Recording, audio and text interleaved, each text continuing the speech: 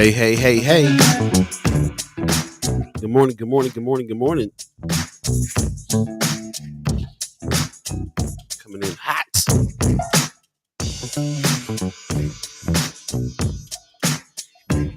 Check 1 2 1 2. Microphone check.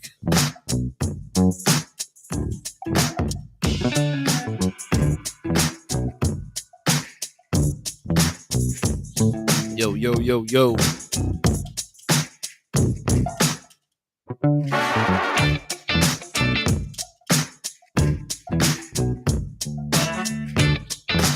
Check 1 2 1 2 1 2.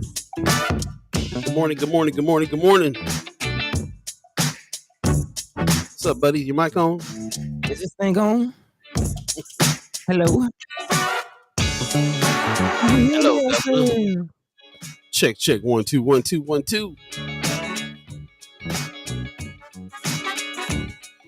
Gotta wake up. I'm tired, boss. Boss, you tired. Oh my goodness. Let's look over at the chat. Everybody's up. What's up, Pops? Hey. Pops gives us a good Monday morning. All love from Las Vegas. What's going on with you? Christy Norris says good morning. Brother Valentine says morning, fam. Wanda Lewis gives us a good morning. Julie Prinsler gives us a good Monday morning, everyone. So what's up? You guys are up bright and early this morning. Yeah, for a Monday. On a Monday even. Must had an energetic weekend. Let us know what you got into. Yeah. What'd you get into this weekend for sure? Shout out to the 630 crew. Let us know how the mix was this morning. Appreciate you tuning in. SkyOmaha.com. Hit the listen button. We had some good meetings this past week on some upgrades to the website, all kinds of good stuff I'm excited about. So, yeah, lots coming. Also, making some relationships, expanding some things. That's what's up. Brooke Allen gives us a good morning. What's happening, Brooke? What's going on with you? What's up? Relaxing weekend. Yeah, man. I'll say this, man. It really does feel like Omaha. I don't know, man. I'm meeting more Omaha people around the country. I'm getting that feeling like, man, this is like the club. This is yeah, Omaha Club, right? Yeah, the Omaha Club. Yeah, man. Native Omaha Club. Basically. All right. And we nationwide, y'all. Yeah, man. We operate from the premise that Omaha is the center of the universe. Yes, man. And I mean, you can do that anywhere, but we're doing it here. So, it is what it is. This is the center of our universe, and y'all living in it. There you go. Christy Norris says, "Work. That's what I'm into. I need to win the Powerball." I heard that. Okay. I don't know, man. I believe that that lottery curse is a real thing, man. What's the lottery curse? What, you never heard of the lottery curse? Man, bro, I barely heard of the lottery. I don't mess with that. It's kind of like Jim and James. Yeah, what's the lottery curse? So the lottery curse, man, is there's actual theory that the lottery is cursed, and a large percentage of the winners of the lottery just bad, they reach bad fortune, man. Either they lose loved ones, lose their lives, end up losing all the money most of the time. Well, they're gonna do all that anyway. I don't think you ain't gotta be cursed for that. There's some more to it, but yeah. There's a theory that there's not a lot of good fortune in winning the lottery. Well, here my theory: the more that we dive into money matters here on First Sky Omaha, Follow the Money Season 4 is I'm learning that if you don't know how to act with money in the first place, then if you all of a sudden become wealthy overnight and you never knew how to save a dollar in the first place, what you think's gonna happen? Yeah. So that's one thing I'm learning is actually a lot easier than you think to get it. The hard part is keeping it. That's what I'm learning. That's what a whole bunch of podcasts and stuff that I've been listening to been saying lately. Like, I don't care about them. So I don't care about the 6-7 figures. How much were you able to keep? Because the game is that they want to take it all from you. So anyway, more on that later. Josh Tate gives us a morning. What's going on, Josh? Kimber Snipes gives us a good morning. She says, I think those people are typically people who are unhappy before they even got the money. That's what I'm saying. Yeah, man, they didn't have their stuff right in the first place, and then all of a Mhm. sudden they got a bunch of money. I mean, you know, I'm not saying that that would happen to everybody, but I'm sure it happens to a lot of people. Pop says no place does it like Omaha. There's a stick together like people from no other area. Yeah, Yeah, man. kind of feeling that. I think it goes to like how the community used to be, and like we're still kind of residuals of that because I still get like, you know, I don't want to say elders, but people in your age, Paul, around my pop's age and Hey, things like you that. trying to Yeah, say, yeah, that's trying to why say. I didn't want to say that, but I meet people from Omaha all the time, and there's always that conversation that feel. And when I say I meet people from Omaha, I'm talking about in travels, like in California, Florida, Georgia. Yeah. I mean people all over the place.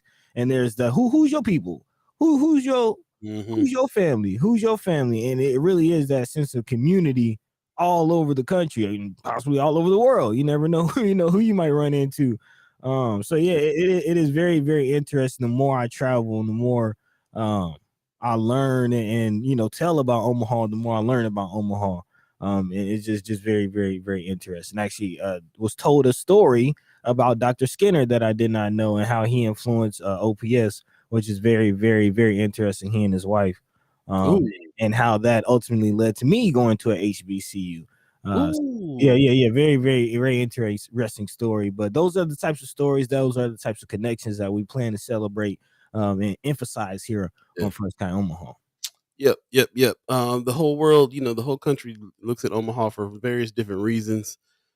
Is examples for all kinds of different things we're finding out, and Hmm. the biggest thing we're finding out is that that thing is directly connected to brain drain, from what I can tell. If the people decide they need to move out of here for their career, they need to go somewhere else to make money and to advance in their career, but they still have parents and grandparents and ties back in Omaha, then they just keep on, they go out and do their Hmm. thing and then come back and celebrate it. And that's happened so many times now over the decades that there's thousands of people in pockets all over the country that also celebrate Native Omaha Day every other year. So interesting stuff. We'll be talking about more of it to come for sure. The more we learn, Brother Wells Lavelle's in the chat right now saying top of the morning. What's going on, Hey. Brother Wells? Good to see you. Good to see you.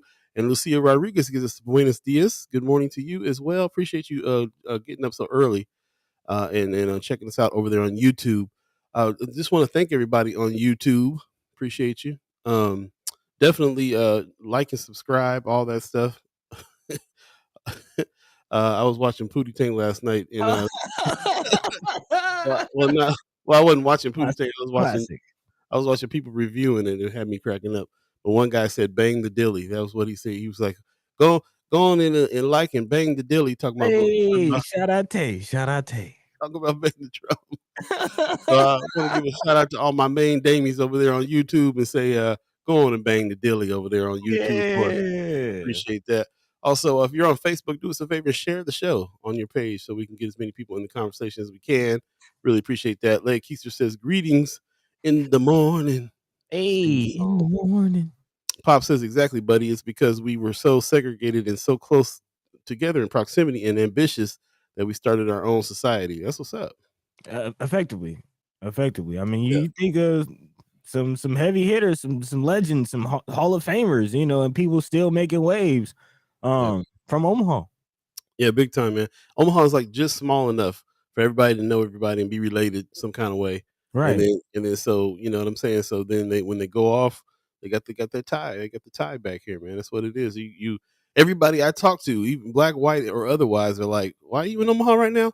Well, my parents were getting old, and I want to come back. And you know what I'm saying. Like everybody, Mhm. it's all family. It's all family all the time. That's always the reason. So that's what's up. Very No, unique yeah. place. Yes, Yep. sir. Yes, sir. No place like home, as they say. Got that right, man. We got some special guests coming in today. As a matter of fact, Bridget Fogarty from the Reader, one of my favorite people in the world, is going to be in today and talk a little bit. And we might have another special guest. I'm not quite sure. I didn't get the response back. That I didn't get the confirmation back, but I wouldn't put it past the brother to come on through. So, Yeah, well, yeah. we might have a surprise guest on. Stay tuned for that. Try to keep Uh, it open. Yeah, we'll try to keep it open. And this is the week of the last week of the election. Election is a week from now, so this is the one full work week here where we got a lot going on. If you want to vote early, you can go down and do that. If you still need to study some things and figure some things out, then you can do that. But and then we're definitely gonna have some people on that want to come through. We got Carol Blood this signing on to come through this week. Also Dave Pontos called us back and wants to come on through. So we got some folks that want to come and talk to you real quick again right before this week is up. So it's going to be a chock full of guests this week on First Sky Omaha in the morning. We'll be here, and don't forget next week too. We got our Monday show, but then we're going to do a special Tuesday show on election day as well, and then Wednesday. So we'll be on 3 times in a row next week. So stay tuned for that as well. That's all the announcements I got, buddy. What we gonna be talking about today? What's going on? Yeah. A very, very eventful week ahead, but also a very eventful show.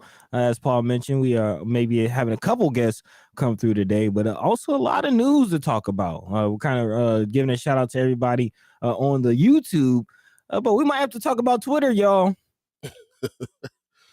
Yeah, dude. Yeah, they've been showing their faces. The veil has been lifted, and maybe that was the plan all along. I don't know. We'll talk about that. But again, the N word use of the N word is up 500% since Elon Musk purchased Twitter. So yeah, we got to talk about that, man. We got to talk about that. Yeah. Also, we definitely have to talk about this Supreme Court conversation. And this might be connected to a forewarning that we received around the Roe v. Wade overturning, if you will, because Mhm. now Brown versus Board of Education might be in question. Of course, this is hinging on the use of affirmative action in college admissions.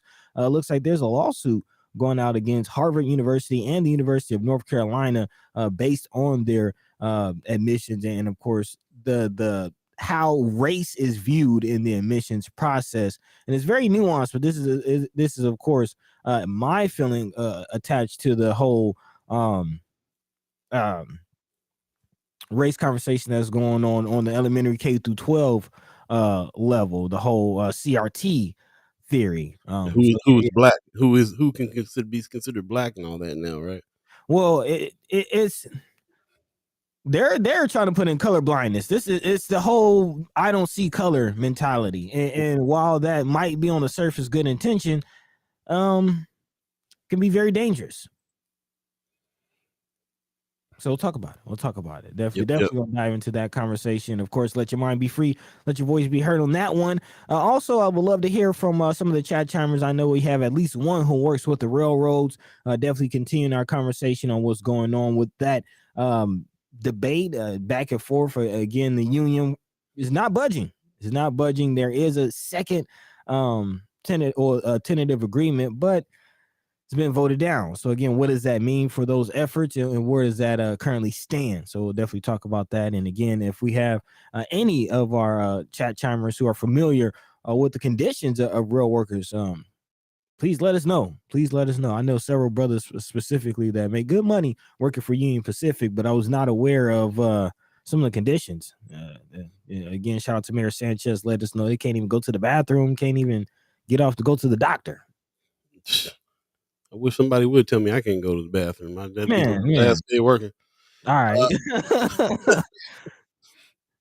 Yeah, it is. I'm hearing from a lot of friends of mine that used to work for the railroad too, that have been keeping up with their friends in the railroad industry, and they're like, yeah, it's kind of inevitable. So that warning that Pops gave us a while back to go ahead and double up on your toilet paper and everything else that you need It's real.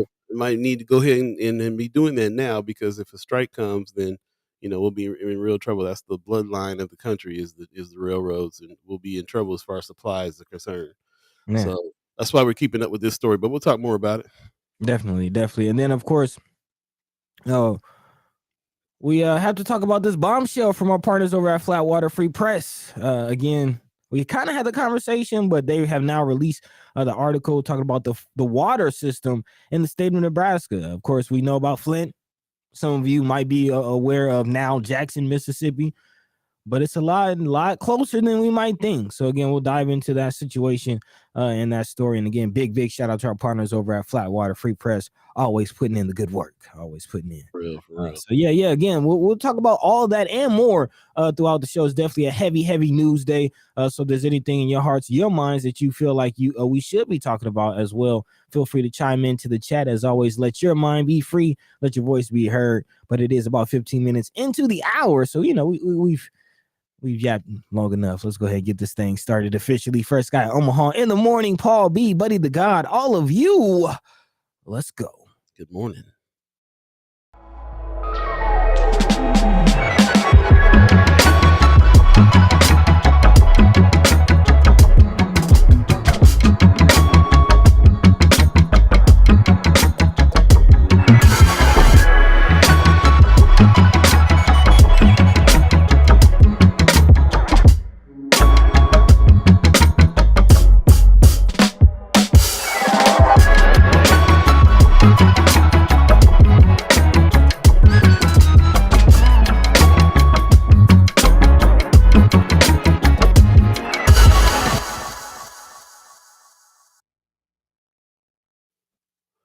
Good morning. What's going on, my main damies? It's happening right now. First Sky Omaha Radio, First Sky Omaha in the morning. Paul B, Buddy to God, all of you, the chat chimers, what's going on? Thank you for getting up so early in the morning. Definitely, if you're over there on YouTube, give us a like and subscribe, all that good stuff. Tell a friend. Also, if you're on Facebook, do us a favor and share the show. Share it on your page so we can get as many of people, like-minded people, and people that you think want to hear what we got going on here, and tell a friend, all that good stuff. So please share the show. That'd be happy. That'd be a good thing for us. Get as many people in as we can to talk and have these conversations, because they do not happen without you. So shout out to you, the chat chimer. Shout out to the ghost listeners that's coming in today too. Remember, we got 1 week left before it's time to go ahead and get the vote on next week. So we'll be definitely be talking a lot about what's going on there, and but also the issues, also the things that you guys have been putting in the first Friends of First Sky Omaha page. Really appreciate everybody who's been doing that, bringing some news to our attention, stuff that we like to look deeper into. And it's always good to know what you guys are talking about and what you want to talk about, because, like I said, this is a conversation involving you. So we really appreciate it. Anything else on your hearts and minds, let us know. You can bring it up anytime. And if we're off air, like we said, join Friends of First Sky Omaha, and you can throw it there. There'll be some stuff that we talk about. So with that said, let's go ahead and get this show on the road here. Don't forget, we got a special guest, Bridget Fogarty, coming in a little later on in the show, so stay tuned for her. And in the meantime, between time, what's on the agenda, buddy? Man, well, I'm reminding the people that we are just about a week away from Election Day. The clock is ticking very quickly, so we'll kind of start there with this conversation. And Kimra specifically, I would love to hear from you on this. I believe that you said you were actually going to be training some poll workers and volunteers and canvassers. And I would definitely love to hear your thoughts, because this is about disruptions to canvassers. This is coming out of the Omaha World Herald. A headline reads, "Poll workers train for conflict. A little nervous. I am." Apparently, this is coming out of the Milwaukee Associated Press. Milwaukee's top election officials surveyed about 20 poll workers gathered in a classroom in a city building stuffed with election supplies, and then spoke frankly about the tense environment that they may face next week, when city expects more people watching their work than ever before. Asking the class, so who is worried about observer disruptions? This is a Claire Woodle Vogue, who's the head of the Milwaukee Election Commission, and she says, who has read things or heard things on the news and you're a little nervous? I am. I'll raise my hand. She says, smiling. Of course, a few of the workers also raised their hands. They're not alone in that concern. Election officials actually across the country are apparently bracing for confrontational poll watchers, fueled by, of course, lies about the legitimacy of the 2020 election, or what we have dubbed here on the show the Trump effect, which continues to spread and is being spread by the likes of former President Donald Trump and some of his Retrumplicans. Of course, the Illens and the Ricketts out there. But even after Trump's loss was upheld, of course, by repeated reviews, audits, recounts, and countless rejections in court battles, it still goes on. It still lives on, and now those tensions are higher in a handful of battleground states like Wisconsin, where Trump and others were quick to cry fraud after late arriving results from Democratic-dominated Milwaukee, which of course helped Joe Biden narrowly win that state in 2020. Widow Vogue has already felt the pressure. Actually, in an interview, she described being harassed and threatened after the election via email. She also received phone calls and letters to her home, threats serious enough that she has an assigned FBI agent to forward them. And again, when we talk about the validity of these threats and just how tense, just some of the environment is surrounding this whole conversation, I always bring up again the reports of Gretchen Whitmer, who was the governor of Michigan, which is again, not too far from Wisconsin. And there was a whole plot. It was luckily foiled, and the planners were captured. But she was very close to being kidnapped at her vacation home. Yeah.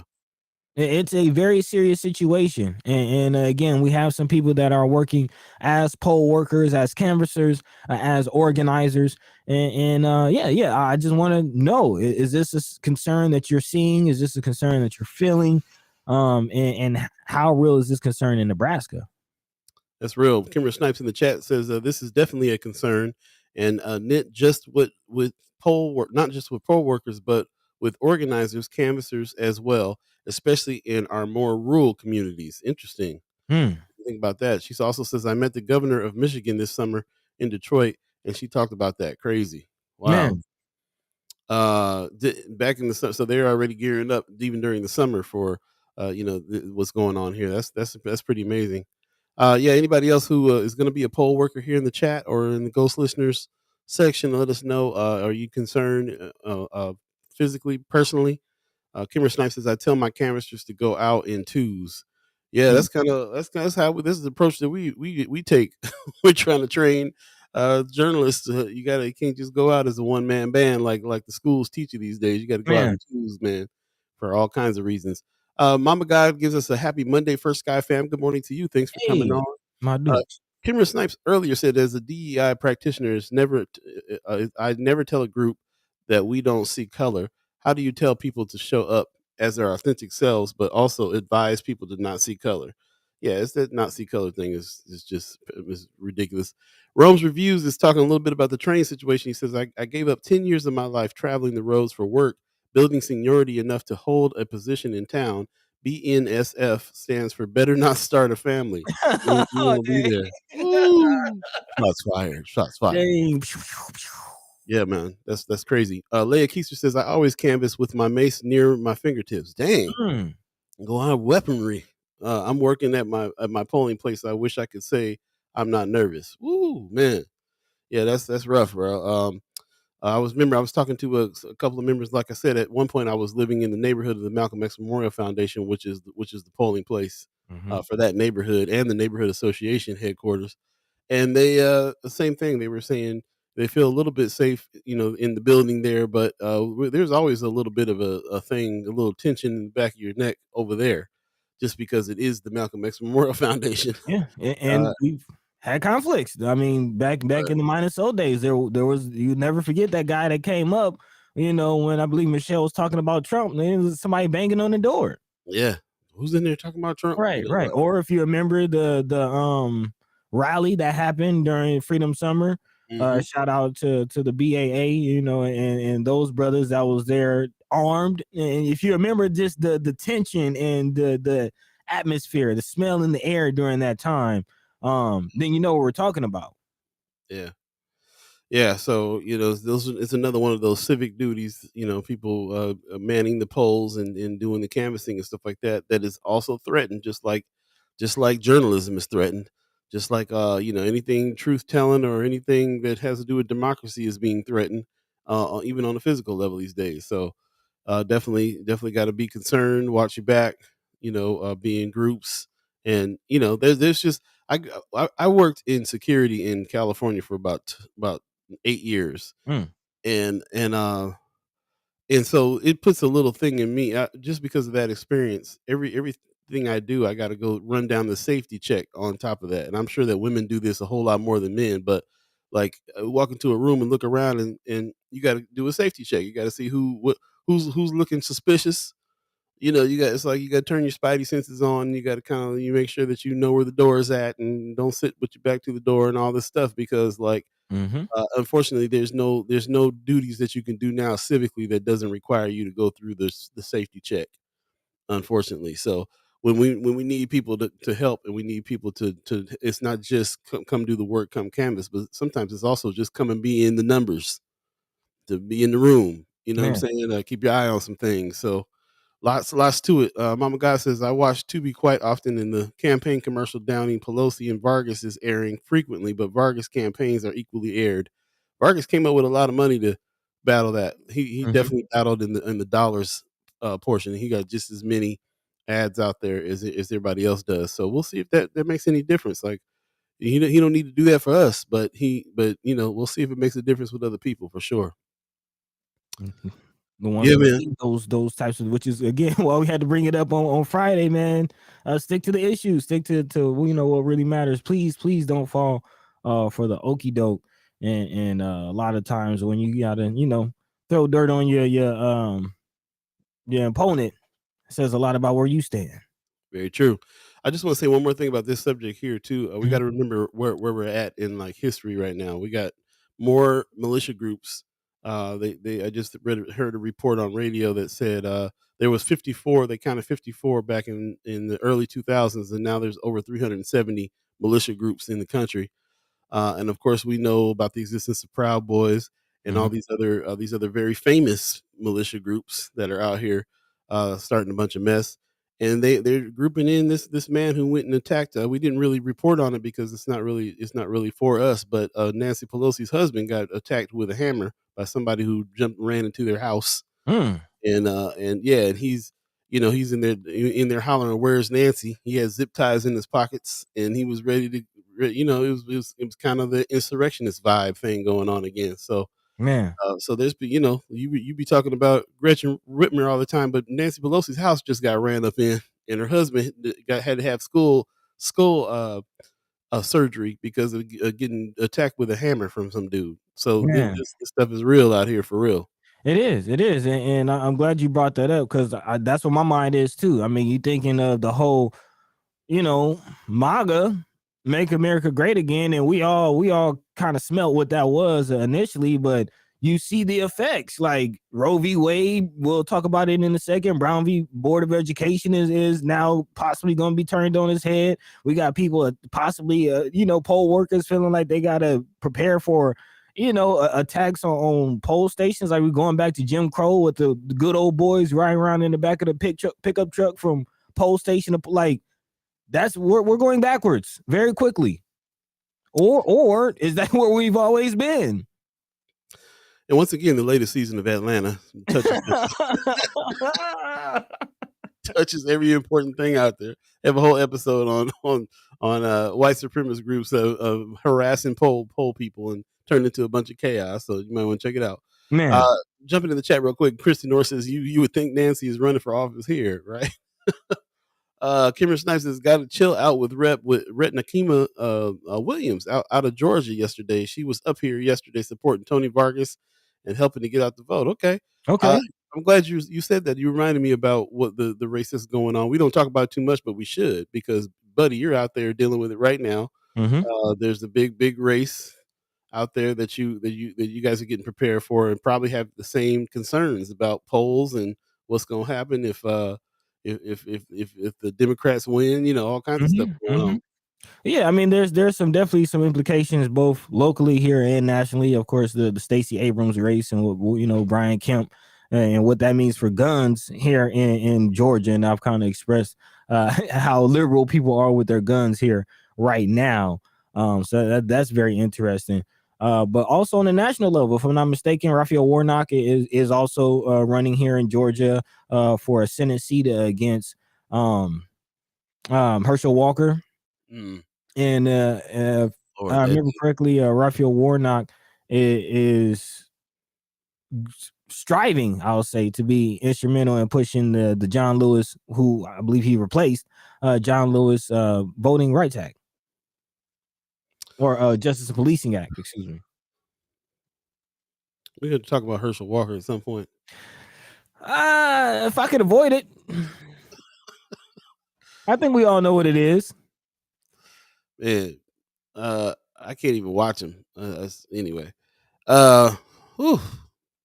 Wanda Lewis in the chat is reminding us about a situation that happened. The police this dislodged of a rubber bullet during the protest, hit a bystander in the eye, and he's still struggling with complications of the use of his eye. Yeah, that was a big lawsuit. I think ACLU got involved as well. Mhm. That there's yeah, that was a messed up situation. We reached out to him at one point trying to get him on the show, but we hadn't talked to him. There was somebody else. There was another woman who got hit in the face by some rubber bullets too during Freedom Summer protests that we were talking to about coming on. Yeah, Uh, on Lincoln. but yeah, out in Lincoln. But well, she was a Lincolnite. She came to Omaha to protest. Oh, Uh, okay, okay, okay. but yeah, people are fearful. They don't never they want to speak up too much. They want to deal with they need to deal with in the courts on this stuff. But it's there's an air of getting targeted out here a lot of times when it comes to that kind of stuff. So that's Mhm. real too. That's real too. Kimmer says shout out to the Dem party for getting her here. Yeah, that's what's up. Also, Rhonda Lewis says Muhammad Fatili, he's having a hard time finding an attorney to take the police on for his ongoing medical bills. Interesting. I thought that was ACLU had jumped in on that one. So Yeah, that was reported. thought so. Maybe for the initial case, but not for the ongoing bills. And maybe speak to Dave Pontos when he comes on about that. Maybe and see what's going on. Christy North says Marcus Flowers against MTG. Tanai Patterson says Ruckus Walker. You guys are keeping up with all this. That's what's up. Carolyn Jack, who gave us a good morning a little earlier, good morning to you, says if your vote wasn't so important, the poll issues wouldn't be happening. Vote. Yeah. There you go. Yeah, and that's kind of the final thought on this story. Although there are real tensions. Again, these are real concerns. We're not trying to stoke fear. We're just trying to make us aware of what's going on. So you're not surprised if there is anything going on at your polling places. But apparently, federal law enforcement will be on standby across the country. Four assistant U.S. attorneys are assigned to oversee election day in Wisconsin and deal with threats of violence to election staff and complaints of voting rights concerns. My thought goes to the National Security Guard or National Guard that just setting up shop down the road. Will that come into play at some point in time once that armory is up and going? And in regards to how this impacts us in Nebraska, again, remember all the relationship between the police and the I forget the name of that gun range, tactical Tactical 88. 88. Yep. Yeah, and then also in regards to what Paul was saying about Proud Boys and all these groups, Nebraska has the most active. Let's not forget, Nebraska has the most, I think, like 21 registered active hate groups and Proud Boy patriotic type groups. So yeah, it's real. It's real. Vote from home, early ballot. Yeah, that can work too. Or go to your polling place this week and go early so you can avoid the crowds. And in groups. Yep, yeah, man, and just remember too, everybody gotta operate. We gotta all operate with concern, maybe not fear, but with concern. Yeah. These groups don't normally come into Omaha. One good thing about North Omaha's reputation is that a lot of cats that want to smoke won't come here. So we don't have a whole lot of reports of things actually going down in Omaha. So we can operate in with concern, but let's not be afraid of the threat of any of these things. We all know as soon as you start being overly scared of something, then you start taking the precautions that are unnecessary and can Mhm. end up hurting too. So just a thought there. Pop says Obama's speech in favor of Warnock and Abrams was incredible. He had stuff about Walker and the other GOP candidates. Watch it if you haven't seen it. Okay. Appreciate that. Yeah, I saw him get up and get it and say something. I didn't get a chance to look at it, so I'll definitely check it out. Wanda Lewis says tomorrow City Council will review the request by the police for an armored vehicle. Yeah, we talked about that last week. Uh, basically a tank. Yeah. and they're asking for several $100 million or something like that for it, or I can't remember how much it cost. It was a ridiculous amount of money though. But yeah, just interesting to me. The question that comes right after that is for what? What are you Where preparing do they for? plan on using? Where is that? Yeah, why do you need a what? Where do you need an armored vehicle in law enforcement? Not sure. I'd like somebody to answer that. What do they think that's necessary? Are their police cars getting banged up because they are not armored? What's going on? Yeah, Interesting that's question. definitely a question I don't have the answer to. But if any, man, we need to get back in touch with the documenters and see how that is going, because that's the type of thing I would like to get reported on.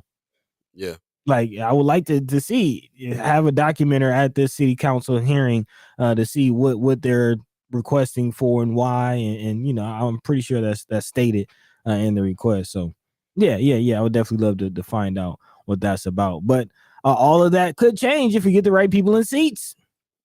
there you go. Which is what it's all about this week. It is 7:36 right now. If you believe in the concept of time, you want to jump into another story. You want to go to a quick break. We can jump into another story because we do have quite a few. So I do want to make sure we have enough time for them. And that that's a perfect pivot point as far as getting people in the right seats and voting, regardless of the threats. As someone said in the chat already, if our vote didn't mean anything, if all of this wasn't worth it, then there wouldn't these threats wouldn't exist. There wouldn't be this force that's obviously trying to scare certain people from exercising their vote, because they know what's on the back end. What's at stake is the ability to either change lives for millions of people, or benefit just a select few. Let's just call it what it is. And quite unfortunately, it seems like too much negligence on a lot of positions. That's why otherwise things like 59 of Nebraska's 500 community public water systems violating EPA standards wouldn't exist. Again, big shout out to our partners at Flatwater Free Press for breaking this article, talking about the state of Nebraska's water. Again, how does the state's water system get so bad? It has to be negligence, At the very least, at the very least. At the very if least. not planned to have. Anyway, I'm not going to get into very. Let's get into the article. Let's get into the article. Again, you heard me right. Again, 59 of Nebraska's 500 or so community public water systems have violated the EPA standard at least once since 2010. Those who live in the country and get their water from private wells, like the Herringers, who are mentioned in this article, continue to bear the cost of treating their own nitrate laced water. This problem is growing worse. The statewide median nitrate level is doubled since 1978. Despite this, state and local governments have taken little action to regulate the farming practices that lead to nitrate leaching, say experts and local officials from both parties. These authorities have never fined or stopped someone who is using too much nitrogen fertilizer. Multiple leaders of Nebraska's natural resources districts have told Flatwater Free Press. And of course, this problem may have serious consequences for who? The small people, Nebraskans all across the state, including its youngest residents, the children who may receive mental and even cancer. Cancer from this water. Nebraska has the 7th highest pediatric cancer rate in the United States. That's according to the CDC, and it has the highest pediatric cancer rate of any state west of Pennsylvania. High nitrate levels are closely linked to colorectal cancer. That's according to a leading expert with the National Cancer Institute. They are connected to thyroid disease. They're also associated with neural tube defects, which is a birth defect of the brain or spine that often actually kills young children who have it. Pregnant people can also be potentially harmed by ingesting nitrates, according to experts, spurring complications including anemia, premature labor, and even miscarriage. The risks may be increasing for Nebraskans, apparently roughly 85% of whom use groundwater. Nearly 1/5 of Nebraska now has an estimated nitrate level above 5% per million, which is the 3rd highest in the United States. So again, nitrate in the water is a big issue. It is coming from runoff from farming practices. Again, the fertilizer nitrate based fertilizer being used. And again, no real regulation, no real oversight, negligence, intended. Chrissy North says nitrates cause cancer. It's a well known studied fact. So the fact that they're allowing it to be dumped into the water system, and even though they have all these regulations in place, they're not enforcing them. Criminal, Mm-hmm. criminal. There's this is shout out to Marianne Williams who brought this to our attention over on Friends of First Sky Omaha. It looks like she's got a series like she's doing some research on it. She got another article that she's going to drop about Okay. the water situation in here. Those counties that you were talking about, you said 54 out of At 500. the 500. Does it name where those places are? Um, Mostly rural areas. Okay.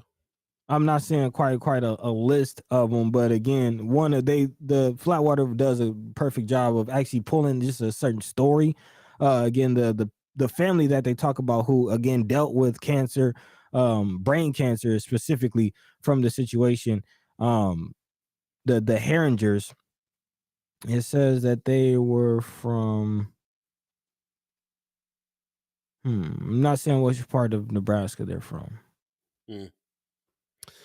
In the chat, Linda Lathan, good morning to you. She says, crazy. I knew something was up when they started testing the water at my daycare 2 years ago. My Mm. kiddos and the kiddos I care for haven't drank sink water since. Yeah, stay away from the tap.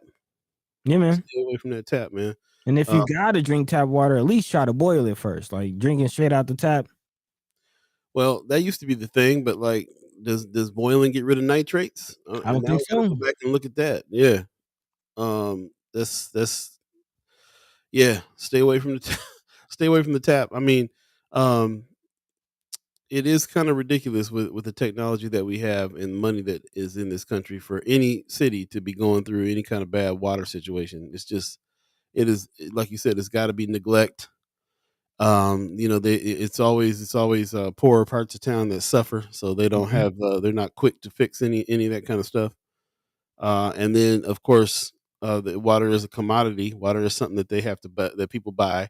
So the more money you got, the more bottled stuff you can get, and so on. But even in the areas that you live, you know, um, there's a reason why they're not punishing people who have nitrate runoffs and stuff like that. There's a reason. Like I read something that they were saying that they're trying to, be able to help save the farmer. Make it so that the farmer doesn't have any more trouble because Mhm. farming is an industry anyway that is so hard to maintain. So they kind of just brush that on the side. But then who's in these rural areas? Who are most of the farmers? What most of the farms owned by? And so these are all questions that you have to ask when you hear that there nobody's being punished for nitrate runoff and stuff like that. It's kind of ridiculous. Well, Uh, I mean, to answer that question, I can think of two that own farms, Herbster and Pillin. Interesting. They got an Ellen Pillin farm. Wanda Lewis says the EPA just gave the city of Omaha 12.7 million last week to continue the lead project. Some of the funds will be used to remove lead pipes within the water system. So we ain't even talking about the lead right now. Nope, nope, which is also an issue. But to kind of put in perspective how much of the nitrogen is leaching into the water, here in the article it says in Nebraska specifically, roughly a third of nitrogen applied to corn, which is of course ethanol, where the corn state, a third of that nitrogen applied to corn is lost to leaching. So a third of it goes into our groundwater. That's crazy, man. That is a large percentage. Pop says, why is that Nebraska is always ranked in the top 10 of bad categories and the bottom 10 of good ones? Good question. Look at the leadership. Look at the local politics. Is all I can say. Kimmer Snipes says, and Pillin won't do any debates, so you can't even ask him what his plan is for something like this if he were to win. There you Can't go. even, can't even ask him. These are things to organize around through in the rural communities we serve through the table. That's what's up. Civic improvement civic table. Okay. Thank you for sharing this. That's a good point too. We talk about what's going on in Omaha and our areas, north and south, especially Midtown, Central, Benson area and so on. But like, we're happy to have partnered with people like Flatwater Free Press that also gets reports from the rural community that's also connected to us and what it is that's going on with us as well. So this is something that we have in common, and more things that we can find in common with the rural community, the better. Hopefully, Mhm. be the allies in the fight against certain things like bad water. Yeah. So yeah, Marianne Williams in the chat. Thank you for posting those things in Friends of First Sky Omaha. She says I posted the hearing for an interim study, nice, on educational outcomes and experiences for foster students in Friends of First Sky. I encourage everyone to watch it. 63% of homeless children are graduating, but only Mm. 55% of foster students graduate. I know there is are likely less homeless kids than foster kids, and to account for that in those percentages, but it's still shocking that one, it's easier for a homeless child to graduate than a child we place in homes, and two, there are homeless children in Nebraska, and the legislature chose to spend money on a new lake. Ooh. Call them out. Call them out. There you go. Linda in Chicago is over on YouTube saying polluted water is another failure of the state. Ricketts has Mhm. turned a blind eye to Meade, Nebraska water problem. Mhm. They've stopped talking about it, but Carol Blood keeps pushing them to help those people. And we all know that Carol Blood is somebody who you can ask what she plans to do when she becomes governor on all these things, and she will let you know. And I will still keep on putting it out there. She is the person, if she is not scared of the debate. So what's Illin Pillen's problem? He's Illin. He Right. be Illin. Ducking and dodging the smoke, man. He knows what it is, but that tells us everything. W well, I'm trying to think, what was the KFAB, host that said that he tried to ask Pillin some questions, and Pillin is even shunning KFAB hosts. He don't wanna talk to nobody. Oh, yeah, you talking about, what's dude's name? Becca. Becca. Becca, Tom Becca, yeah. Tom Becca was like, "Well, I guess I gotta vote for Blood now because I." I like, if you're not gonna answer any questions, man, that's a red flag all the way around. So true, so true. Thanks for your comments. Let's take a quick break and come back and jump into some more stories. Don't forget, we have a special guest, Bridget Fogarty, coming in from the Reader, one of my favorite people in the world. So stay tuned for that. Also, thanks for everybody that's sharing the show on your Facebook page, and everybody who's on YouTube as well. Ghost Listener 402.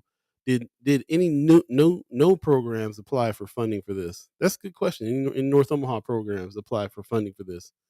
Very Hmm. good question. Sean McCarthy says Tom Becca. I think he's no longer with KFAB. He's replaced by the racist dude who was fired after the Chauvin verdict. Ooh, Mm. interesting. Hey, good morning, Gwen Easter. How are you this morning? Thanks for joining us. Yeah, I forgot he's not at KFAB anymore. He has his own podcast talk show thing. He does stuff on Fox 42, and it's just really interesting to hear him. I know him personally, so I see him in the street. Hey man, what's up? We're all doing the good work, different perspectives sometimes, but we're all here doing what we're trying to do. Mhm. But it's interesting to hear him because he leans. Sometimes he just leans more and more. You know what I'm saying? Like I don't know if he was Republican before, to be honest. I assume he was since he was on KFAB at one point and he's on Fox 42 now. But every time I listen to him, it don't sound like he is. So it's either that thing that we talk about that Republicans got a split going on, the Trump Republicans, or this new progressive Republican, or he's just an independent who's just gonna call it like he sees it. So Mhm. yeah, it's interesting stuff, man. Beck is a funny dude. Anyway, let's take a quick break, and we'll come right back and jump into some other very interesting stuff that you guys put in Friends of First Sky Omaha. I can't tell you enough how much I appreciate that. Getting up in the morning and looking at that, like, yeah, they picked some good stuff today. Stay tuned. We'll be right back. First Sky Omaha Radio, First Sky Omaha in the morning. In the morning. Yep, stay tuned. Paul B, Buddy to God, all of you, my main damies. Be right Please, back. karate. Sarate. I love you, baby.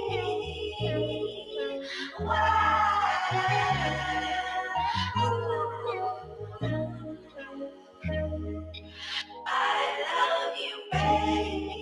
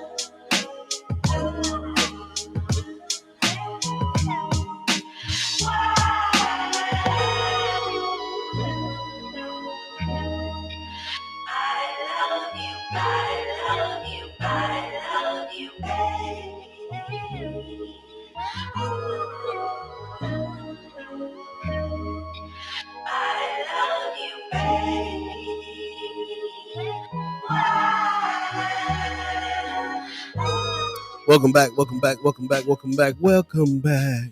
Listening to First Sky Omaha Radio. First Sky Omaha in the morning. In the morning. Buddy, that's my new jam right there. You knew I was going to love it.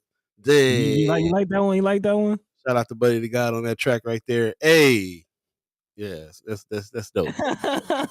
Okay. Yes, sir. Yes, sir. Who did the Hey. who some sample vocals you got on there? Yeah, that's just a sample I caught and chopped up. And Dope. had a little, I'm gonna clean up the mix, but yeah. Dang. All right, that's my favorite one of yours. It's dope. Super dope. Woo. All right then. Woo. I'm sitting there like, wait a minute. Oh, I'm supposed to be doing stuff. Hold on. Hey, that's low key. That's why I was late on the jingle. That's why I was late on the jingle. I'm like, this is dope, but yeah, I gotta clean up the mix here. I got it. Yeah. That's cold blooded right there. Yeah, dude. Bro. Woo. Signed the pity on the running kind on that. That's what's Hey, going shout on. out Tate. Shout out Tate. Hey, Kimmer Snipe says, I used to listen to Tom Becker when he was on KFAB, and in my opinion, he's always had his own sort of lane. Yeah. Okay. Always been heavily Republican, but he seemed to be able to think for himself often. Right. Yeah. Which is again why I found it interesting, when he said what he said about Pillin. But we see it. We see it. Yeah. So that's what's up. Wanda Lewis says, "Does Buddy make beats for others?" I think she's trying to connect you with her daughter, man. Yeah. I do. Yeah. We're musicians. That's what we do. So we don't do as much of it as we want to these days, but we're trying to do more. Now I got a few albums, under my belt that I produced. That's what's up, man. Yeah. Yeah, go on, bang the dilly on that. You got to get down with that. Oh God, run that on a running kind. Woo, man. Hey, sitting down on the running kind. Bro, for years my email address on Yahoo was crattypooster@yahoo.com. I'm a cratty pooster. If you haven't seen Pootie Tang, go back and watch it, dude. What's wrong with you? Good class. It's a classic. It's genius. It's a genius. CK. Who Louis CK wrote that movie? Actually, I did hear that. I thought it was all Chris Rock, but that was Nope. him and Louis CK. That's crazy. Anyway, moving on. 7:53 right now. If you believe in the concept of time, thanks for joining us here on First Sky Omaha Radio. First Sky Omaha in the morning. Paul B, Buddy the God. This is the 31st. It's Halloween today, isn't it? Yes, sir. If you believe in that kind of thing. Guess I'll be shutting the lights off and being real quiet in the house then. Yeah, dude. I don't deal with Demon Day. I'm good. Wanda Lou's trying to hook it up, man. He's like, after the show, send me a friend request. You guys got to get. I got you. Her daughter got some dope stuff out there too, man. She be sending. I got some heat rock, man. I got. Yeah. Yeah, dude, you got some heat right there. She can't have that one though. She can't have that one. Okay. That's claimed. Hey, I got a message from Paul Philman a little earlier. It says, from overcrowding to skyrocketing overtime, the programming backlogs, we've spent a year digging into Nebraska prison system. Joined by officials and advocates, reporter Natalia Alamdari will moderate a discussion on the challenges facing the prison as well as solutions moving forward. The panel gets going at 4:30 p.m. Wednesday, November 16th in the Swanson Auditorium in UNL's Nebraska Union. So we'll be putting that in the haps and reminding you guys about that one. That'll be great. We all know who Natalia Alamdari is from Flatwater Free Press. She's been a frequent guest and friend of First Sky Omaha. And so that, and also so has Paul Philman. So we appreciate them too doing that work, and definitely support that and check it out. The panel's going down 4:30 p.m. Wednesday, November 16th in the Swanson Auditorium in UNL's Nebraska Union. So we'll put that in the HAPS at some point, and also promote that on Friends of First Sky Omaha. So there you go. There you go. Big shout out to Paul Fallman, as always, a friend of the show, putting in the work, and definitely looking forward to that conversation. And yeah, it definitely matters. But I do want to pivot and jump back into the stories, and talk about this latest report out of Omaha World Herald, the NAEP test. which stands for the National Assessment of Educational Progress. Kind of goes right along with the conversation we were just having about water. And someone mentioned lead specifically in soil and, of course, seeping into groundwater and things like that. And it's been extensively studied, the effects that lead has. And I'm sure nitrate plays a part in it as well, as far as mental development of youth. And that's kind of where my mind is going when I hear this article. Of course, it's talking about the performance gaps in racial, social economic subgroups, which of course we know that. Let's just call it what it is. It's a white black score gaps in the country. According to this study, Paul, your favorite word, in fourth grade math, more than half Nebraska white students demonstrated, of course, by the definition of the study, solid academic performance with challenging material. To juxtapose that against students of color, quote unquote, just 1 in 5 Black and Hispanic students did. And again, when I hear numbers like that, my mind goes to lead in the soil, just some of the environmental issues that might play in a part. Not to also mention the social issues that will play a part in a child's performance in school. The NAEP achievement gaps between white and black students in Nebraska in both math and reading were wider than the national average in both fourth and eighth grades. Likewise, the gaps between Nebraska's white and Hispanic students were wider than the average nationally. So again, Nebraska is a little higher, as Pop said earlier, on the wrong lists. Kevin Riley, who's an associate professor of education at the University of Nebraska, Omaha, actually, and former superintendent for Gretna Public Schools, said the scores reflect the nation's #1 challenge, income disparity, which is sort of a conclusion that we all have come to on this show. A lot of the chat chimers have said numerous times that if we do not address poverty, then none of this will get fixed. I mean, that's obviously where all this is stemming from. Right. If they don't acknowledge that, then what are they doing? Yeah. And again, big shout out to, I believe, Flatwater Free Press and the Reader. There's the article that I do urge people to go check out that looked at the effects of mental development and the mental effects of poverty on children specifically. So definitely go look at that. As Michelle always says, it's very expensive to be poor. Man, he lying. Man. But again, Riley says, when we talk about disparity, it's like putting 2 kids on the starting line of a 100-yard race. One of them has no hurdles in his lane and the other has 10. And when you have to jump over those 10 hurdles, who's going to win that race? The NAEP math assessment measures both math knowledge and students' problem-solving ability. The NAEP reading assessment measures reading comprehension by a student, asking students to answer questions based on grade-appropriate material. More than 7,000 students participated in exams last year. The widest Nebraska white-black gap was in 8th grade math. White students scored an average of 288 on a 500-point test, while black students scored 251. Excuse me, the numbers got to me off, but 251 on average for a 37-point gap. Now, only 5 states had a wider gap. So again, Nebraska on the top of the wrong list. The national average was 32. So again, this is not just a Nebraska issue, but Nebraska is, of course, on the higher hierarchy of that list. The NAEP scores, are broken down into 3 achievement levels: basic, proficient, and advanced. And according to the study, students who score at or above proficient demonstrate solid performance and competency over challenging subject matter. I do want to speak specifically to the math portion of this study, and specifically problem solving. Right. Which goes right into why we see a lot of the violence in our community, because the inability to think critically and solve problems leads to frustration, which leads to violence a lot of times in our communities.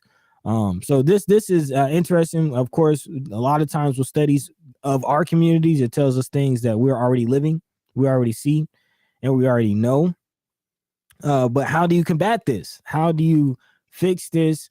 And we'll talk about the conversation that's happening with the Supreme Court and on the higher levels of education.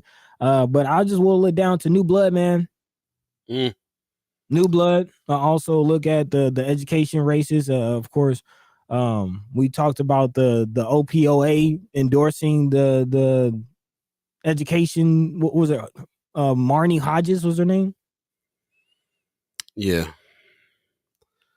yeah. I finally saw the commercial with with dude from the union from the president. What was his name? Tony. Connors. Right. Yeah.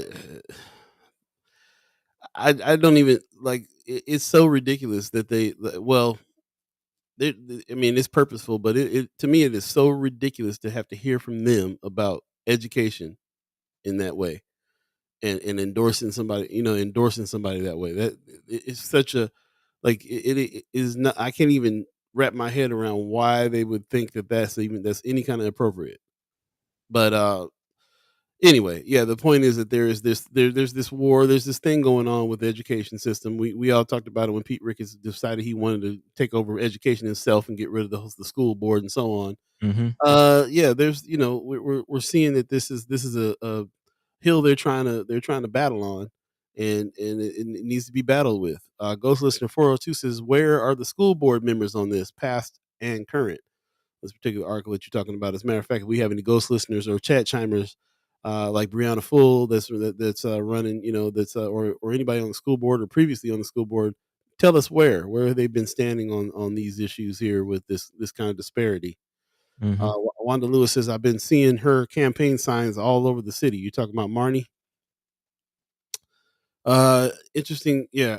Sometimes I feel like they want to they throw these people in these positions because they're trying to they have an agenda, every time I hear Marty talk, I'm like, she don't sound like she ready for this, or like she even wanted to do this all the way. Sometimes, she said she's doing like this overcompensation rhetoric type of thing going on, like just overcompensating with the passion and the this and the that. I don't know. It just feels like, where did she even come from? Like how does That's interesting because my wife and I had the same conversation about Herschel Walker.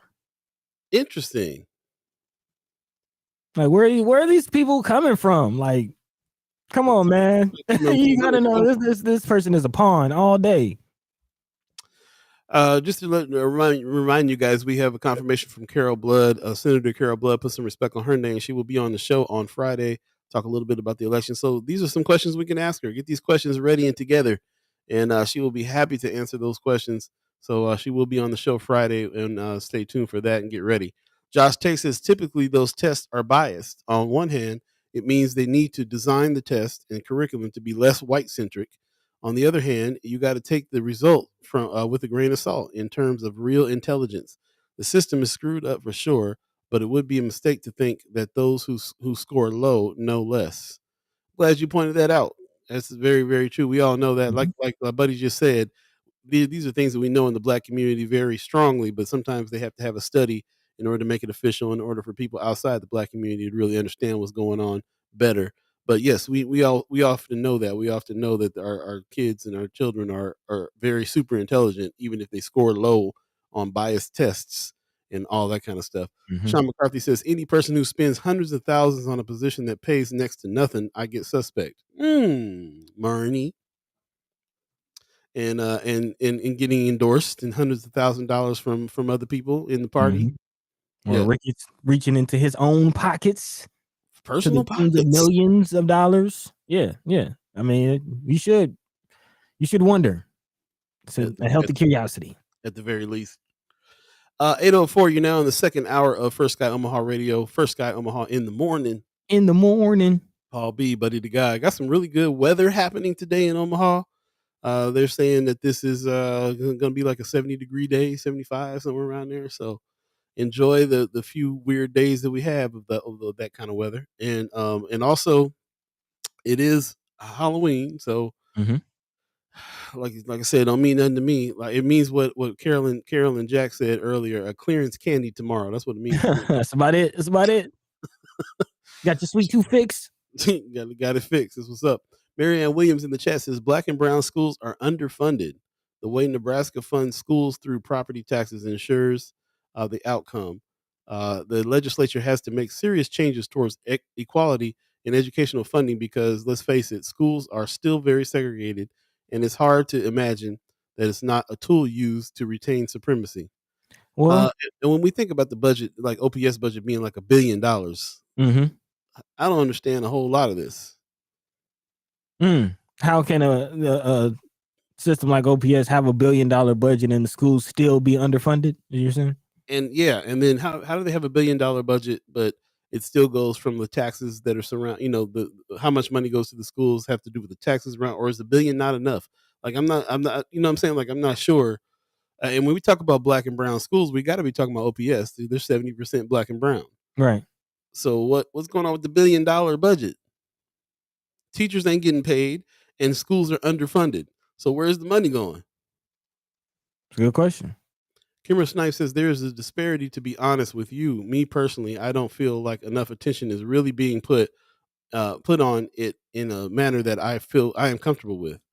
Since I've been off the school board, more and more people approach me now, talking to me about things that then they did when I was on it, which I find interesting. But it speaks to how they feel about their feeling about their level of safety.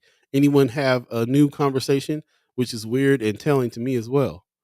Yeah, yeah, Hmm. I've experienced that too. I know a bunch of teachers that don't want to speak on anything because they're in Oh yeah. fear of losing their jobs and all that. But yeah, these are questions that float around with them all the time. Very interesting, and I can imagine school board people too. I'd love to continue to put the call out to uh, the superintendent,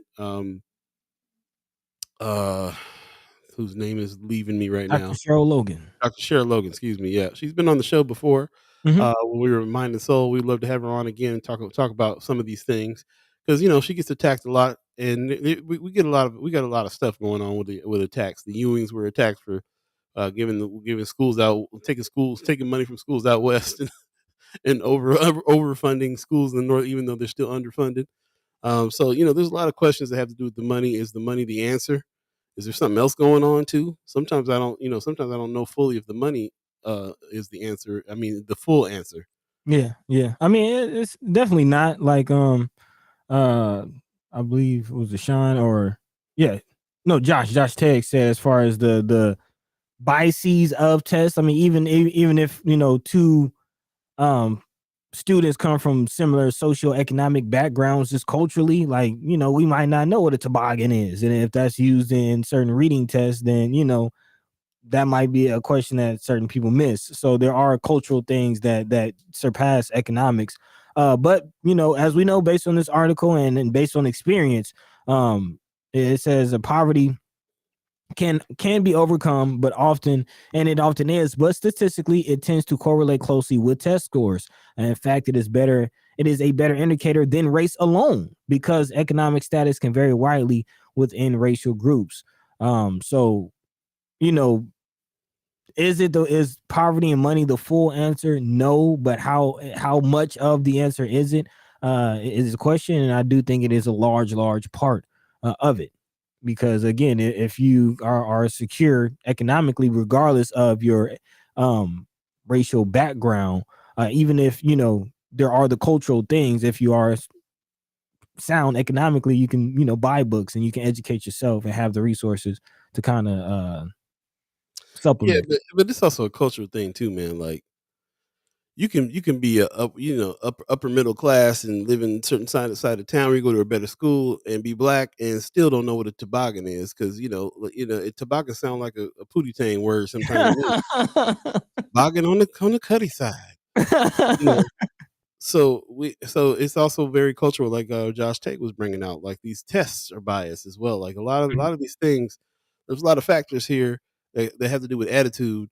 Of course, in the end, how where you put your money is going to be the biggest choice and vote in action that you take, but also other things too. The way that these tests are designed, the way that the way that kids of color get in trouble more than others. Oh yeah. There's a lot to it. You know, I feel like Kimmer Snipe says, I think I spent $100 when I ran for school board, if that. Interesting. Um, so so that's the thing too. Like we have a good opportunity here at First Sky Omaha, especially to talk to people who are running, who have ran, and who have been on the school board, how much power do they have? Where does the $1 billion go? Like I wasn't concerned about these questions too much before because I just wasn't, and because I don't have kids. But now I understand that living in North Omaha, next to being within a school system that has $1 billion budget, it affects the surrounding areas in huge ways. Where you live, if you're living anywhere in that area, is going to affect you some kind of way, even if you don't have kids Mm-hmm. in school. But and because those kids are, if they ain't in school, or if they're not getting what they need in school, then they might and they're not being taught how to really critically think in school, then they're out committing crimes, or they're out whatever. So like there's a lot to it. And I just don't know if the money is the complete answer here. It's a huge piece of it, but there's something else going on. There's something, it's like they were saying earlier in the chat, the laws about the fact that they use property taxes for that situation. So if you live in a poor community, then your schools are going to be poorer. Mm-hmm. That's by design. Sean McCarthy says a lot of times school board positions, people see them as a springboard to positions. I could feel that. I've seen that sort of paying your dues position, school board for a few years, then step up to congressional run. Interesting. So it's just a pass through that nobody's really kind of taking serious. You say? Good. That's a lot of times I can see that happening for sure. Kimra Snipes says that the school board president, she's a black woman. I know we've had Dr. Cheryl Logan on the show before, so love to have her on again and talk more about these things, because this is, the more we learn, the more questions we have. So it'd be good to talk to her again about it. But man, there's still a problem. And we joke about me not, always making fun of people having to do studies all the time, but studies are necessary for people to be able to really quantify what's going on here. Yeah. And I appreciate them for that, for sure. To something that we already know, and now we got some facts and figures and numbers to match what Mm-hmm. we know here. So yeah, we'll work on it for sure. Thanks for everybody who jumped into the chat on this subject, and again, thanks for the people that dropped these subjects in the Friends of First Sky Omaha place friends group, and we really appreciate everybody that's interested in this. Juan Lewis says school board members' voices are limited, and they will tell you that when they run for the position. You can't go into it requesting change. Hmm. That's like, who has control then? Like, that is interesting. And further down, Kimra says you say nice to have someone you who can break down the formula to use for funding at the state level for public education. I still was never able to get a complete grasp on it. And again, she was a former board member. So if the board members don't understand where the funding is coming from, Yeah. We'll definitely work on getting Dr. Cheryl Logan in, or like Kimmer Snipes says, or Ricky Smith. He's from North Omaha and runs Omaha 360. I feel like we had him on at some point too in Minus Old Days. yeah, I think so. That'd be a great conversation. Yeah. So we'll work on that. Definitely. If you have any more questions, put them in the chat, put them in the Friends of First Sky Omaha. We'd love to formulate some questions, some intelligent questions that we can ask these people and get some answers here. Like, what's our main concerns? Sometimes they feel real big in general. Just in general, this country has bad testing and low money in neighborhoods for schools, and not paying teachers enough, and so on and so forth. And we got problems overcrowding classes and stuff like that. But how is it affecting us here in Omaha specifically? What are the challenges here specifically? What are you seeing out in the street or with your kids that's a problem? If we can put some of those kind of personalized questions together, help us do that, and we'll try to get some of these guests on and have some real conversation about it. Real talk, real time, like we do here on First Sky Omaha in the morning. Hey, in the morning. Yo, let's take a quick break and come back with our special guest in the house, one of my favorite people in the world, Bridget Fogarty. It's going down. Stay tuned. Once again, you're listening to First Sky Omaha Radio, First Sky Omaha in the morning. Sing it again, In the buddy. morning. Yeah, that's what I'm talking about. We'll be right back. Here's a little Pops Jam. Feel good on this Feel Good Monday. We'll be right back.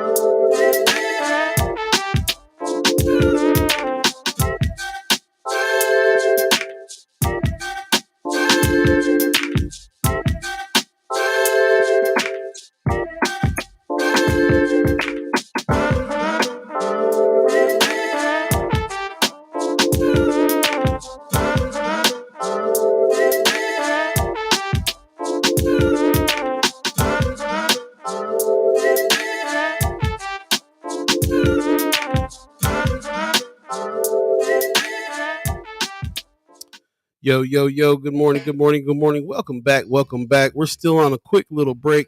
Stay tuned. We'll be right back again. We got Bridget Fogarty in the house. Stay tuned. We'll talk to her from the Reader in El Perico. It's going down First Sky Omaha in the morning. In the morning. We'll be right back.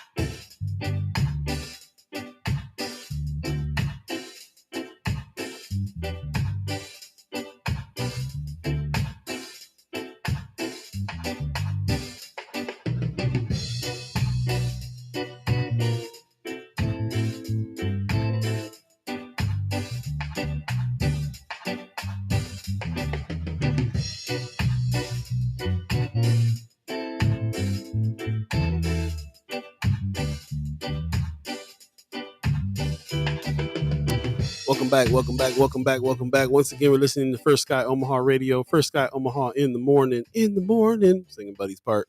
Buddy had to take a quick break, real quick, but we'll be right back with him and our guest, Bridget Fogarty. I just want to jump back on real quick and say thanks for joining us and thanks for everybody who's chimed into the chat. It's going down. Marianne Williams in the chat says Senator McKinney has mentioned several times in legislative hearings and on the floor that North O students are graduating without the ability to read. Wow. That's heavy. That's heavy. We'll have to definitely talk to the senator more about that.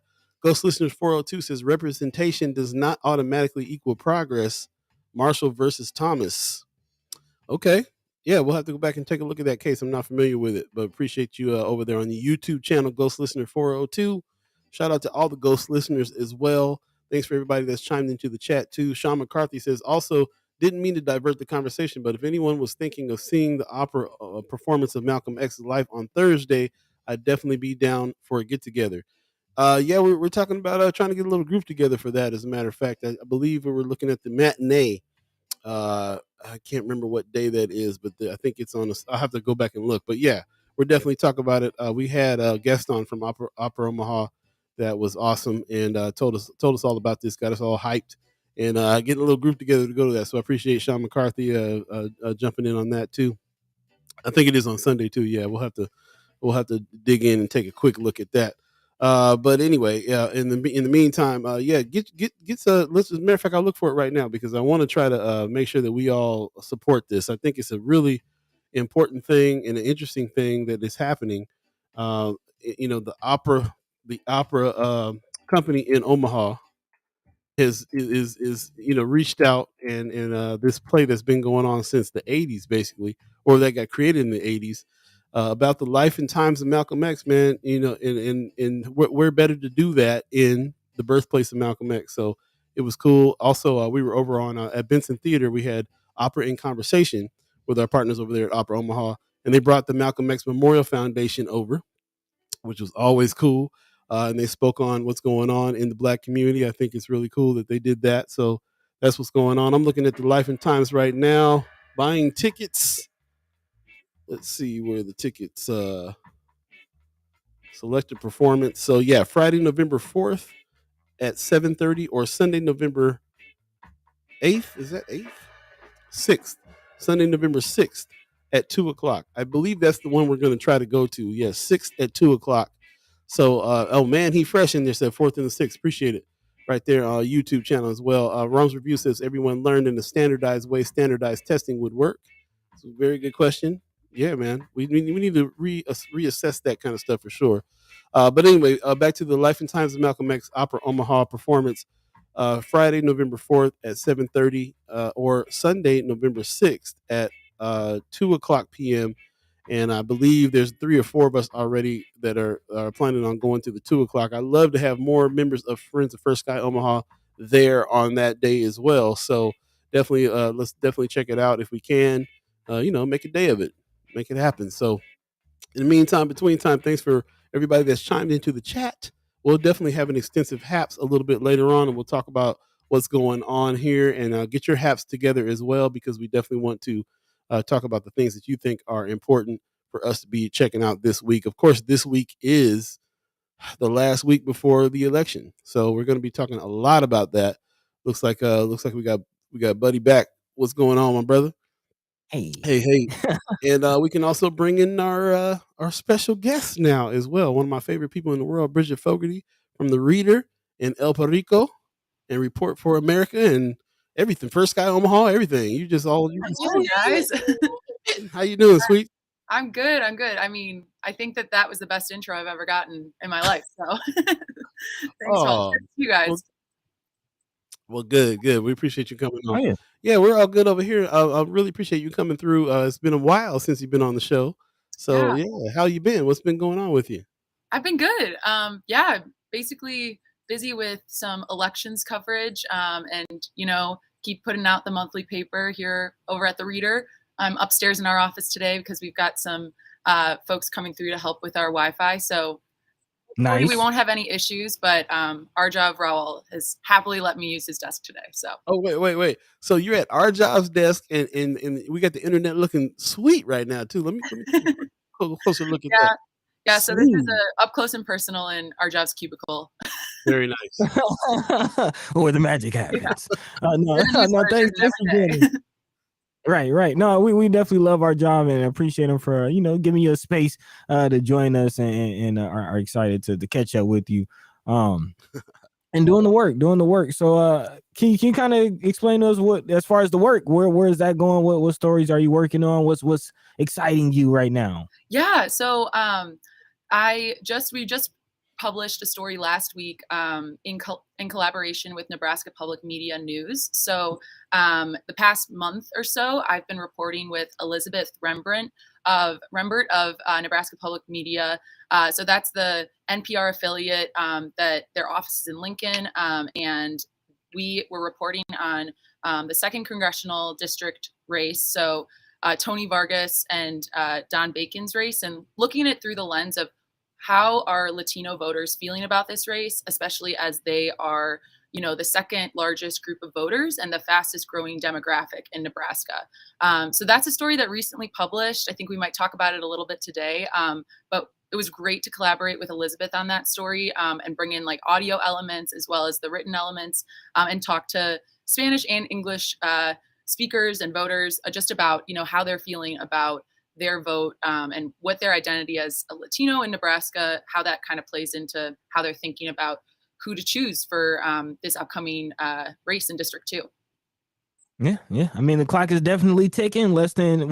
Just over a week away. Next Tuesday is the day, but a lot of people have already begun voting, so that process is underway. And we talked about it. We've definitely been in conversation. We've had Senator Vargas put some respect on his name on the show. And we've talked a lot about how the financial side of things kind of play in. Again, Vargas has been lucky enough to be in competition and kind of be neck and neck and even surpass in some respects Bacon as far as the money that he's making. But I do know that you've been working on this article for a while, and I do appreciate the angle that you've taken to kind of answer the other side of that question. What impact does that money have? Like, how does that respond to voters, especially his constituents, South Omaha, that voter base? So before we get into kind of the takeaway from the article, I do want to, again, you've been working on this for a while, so can you kind of give us a walkthrough of the experience? Again, you say you had to pull in a lot of materials. How did this story kind of come about? Yeah, so it actually started with Nebraska Public Media News and our newsroom, The Reader in El Perico, coming together for a Zoom call and just saying, hey, what are you guys thinking for your election coverage? How are you, what are the stories you think people want to see, want to read about to help them be informed in this race? And Elizabeth and I kind of got together to talk about the District 2. So, the second congressional district has been competitive ground for Republicans and Democrats for years. In the last several elections, those votes and precincts were split down party lines, but ultimately they'd emerged with a Republican congressperson. And so also looking at, District 2, where we're at in Omaha, has had that recent redistricting. We wanted to look at the impacts of that too. And so I wrote in our print edition a story about just what voters are feeling about in the District 2 race, and got to canvass or join some canvassers from the Heartland Workers Center in North Omaha and South Omaha. And then I drove out to Saunders County and chatted with a business owner there. And so just to get those different perspectives, where it really focused in to look at Latino voters was Elizabeth's idea, actually. She was saying, hey, how can we collaborate on a story and kind of pool our resources to focus on Latino voters as they are growing and, a growing political force and have been in previous elections, especially, their hand in South Omaha as well as North Omaha's in, bringing Biden, winning Biden his election here. So all of that is kind of how we started on this. And then as far as reporting went, it was really just identifying, we want to talk to the candidates. We don't want to just get to interview them, but we want to get out with them in the community and see, where are they engaging with voters, especially Latino voters. So Elizabeth sat in on a meeting with business owners in South Omaha that Representative Don Bacon hosted at the GOP's Hispanic Community Center in South Omaha. I spoke with Senator Vargas, and I also visited, came along with him on one day when he was out in the community. And then what was most important, honestly, was talking with these local organizations like the Latino Center of the Midlands, the Heartland Workers Center. I think they're really the heart of who's getting out the Latino vote or getting out information to people instead of, just they're not pushing one side or the other. They're a nonpartisan group that's just saying, hey, this information about even how to vote in the first place isn't super accessible to people who speak and read Spanish. So how can we make sure that people are informed? So really, really big props to them and gratitude to them for letting us come in on their canvassing and also come in on one of their civic engagement classes. And that's interesting, but beyond getting into like who they're voting for, and I do want to kind of hear what you learned about, what the support for Vargas is looking like. But I am curious, again, specifically in the Hispanic community, you think about civic engagement and just a healthy fear of, deportation and undocumented, family members and just ICE and just all of that. And I am kind of curious, what just beyond who they're voting for, what was the sense that you got about, are people excited to vote? Are people, were people willing to talk to you about voting? What was that sense like? Yeah. So definitely, like, I think the first conversation that I had was chatting with Dr. Benjamin Alvarado, Dr. Jonathan Benjamin Alvarado. Yeah, formerly was over at UNO, and now he's over in Texas, but he has a wealth of knowledge about civic engagement in Omaha's Latino communities in particular. And one thing he hammered home right away is, like any other communities, Latino communities are not a monolith. So in Omaha, we have such a vibrant, diverse community of, when you say Latino, it could be anyone with any ancestry from across the spectrum of Latin America. That could be folks who've lived here, who've 5 generations worth of family members here in Omaha, whose roots run really deep here. It could be somebody who's just recently moved. And so talking with folks about like coming in with that perspective of Latinos aren't a monolith, and all the different issues that they care about, like any other community, are going to differ per person. So that really like rooted our reporting to start with. And then, yeah, just as far as people, what they care about, are they excited to vote? Speaking with canvassers at the Heartland Workers Center, so many of them are, and also at the Latino Center of the Midlands, there's so many people who are just passionate about getting this information out, like you were saying, and maybe they themselves can't vote. Maybe they aren't U.S. citizens. They could have been here for years, but they're just not U.S. citizens, so they can't vote. So I think something that is really was special to see is, despite people's maybe like lack of ability to vote, they still really care about the elections and can understand like this is something that can, this is a consequential thing that could, impact our communities. So it was heartwarming to see that. On the other side of things, there's also a national polling that just shows like you're saying, besides who you want to vote for, just shows the sentiments of Latino voters in general. And of course, we say Latino voters aren't a monolith, but when this national polling did take a look at 8 different states, it showed that there's been a shift in the issues that Latino voters care about. So the 2 organizations that did this poll I want to talk about really briefly is Mi Familia Vota, that's a national civic engagement organization, and then Unidos US, that's a Latino civil rights and advocacy group. They polled more than 2,500 Latinos in 8 different states, Latino voters, and the results showed that of the 5 kind of priority areas that that population is caring about right now was inflation, jobs, crime, and education, and then increasingly protecting abortion rights. So, of Mm. those Latino voters that were polled, 70% said that abortion should remain legal no matter their personal beliefs on the matter. And surprisingly to some, immigration actually isn't a top 5 priority issue for most of those voting Latinos that were polled.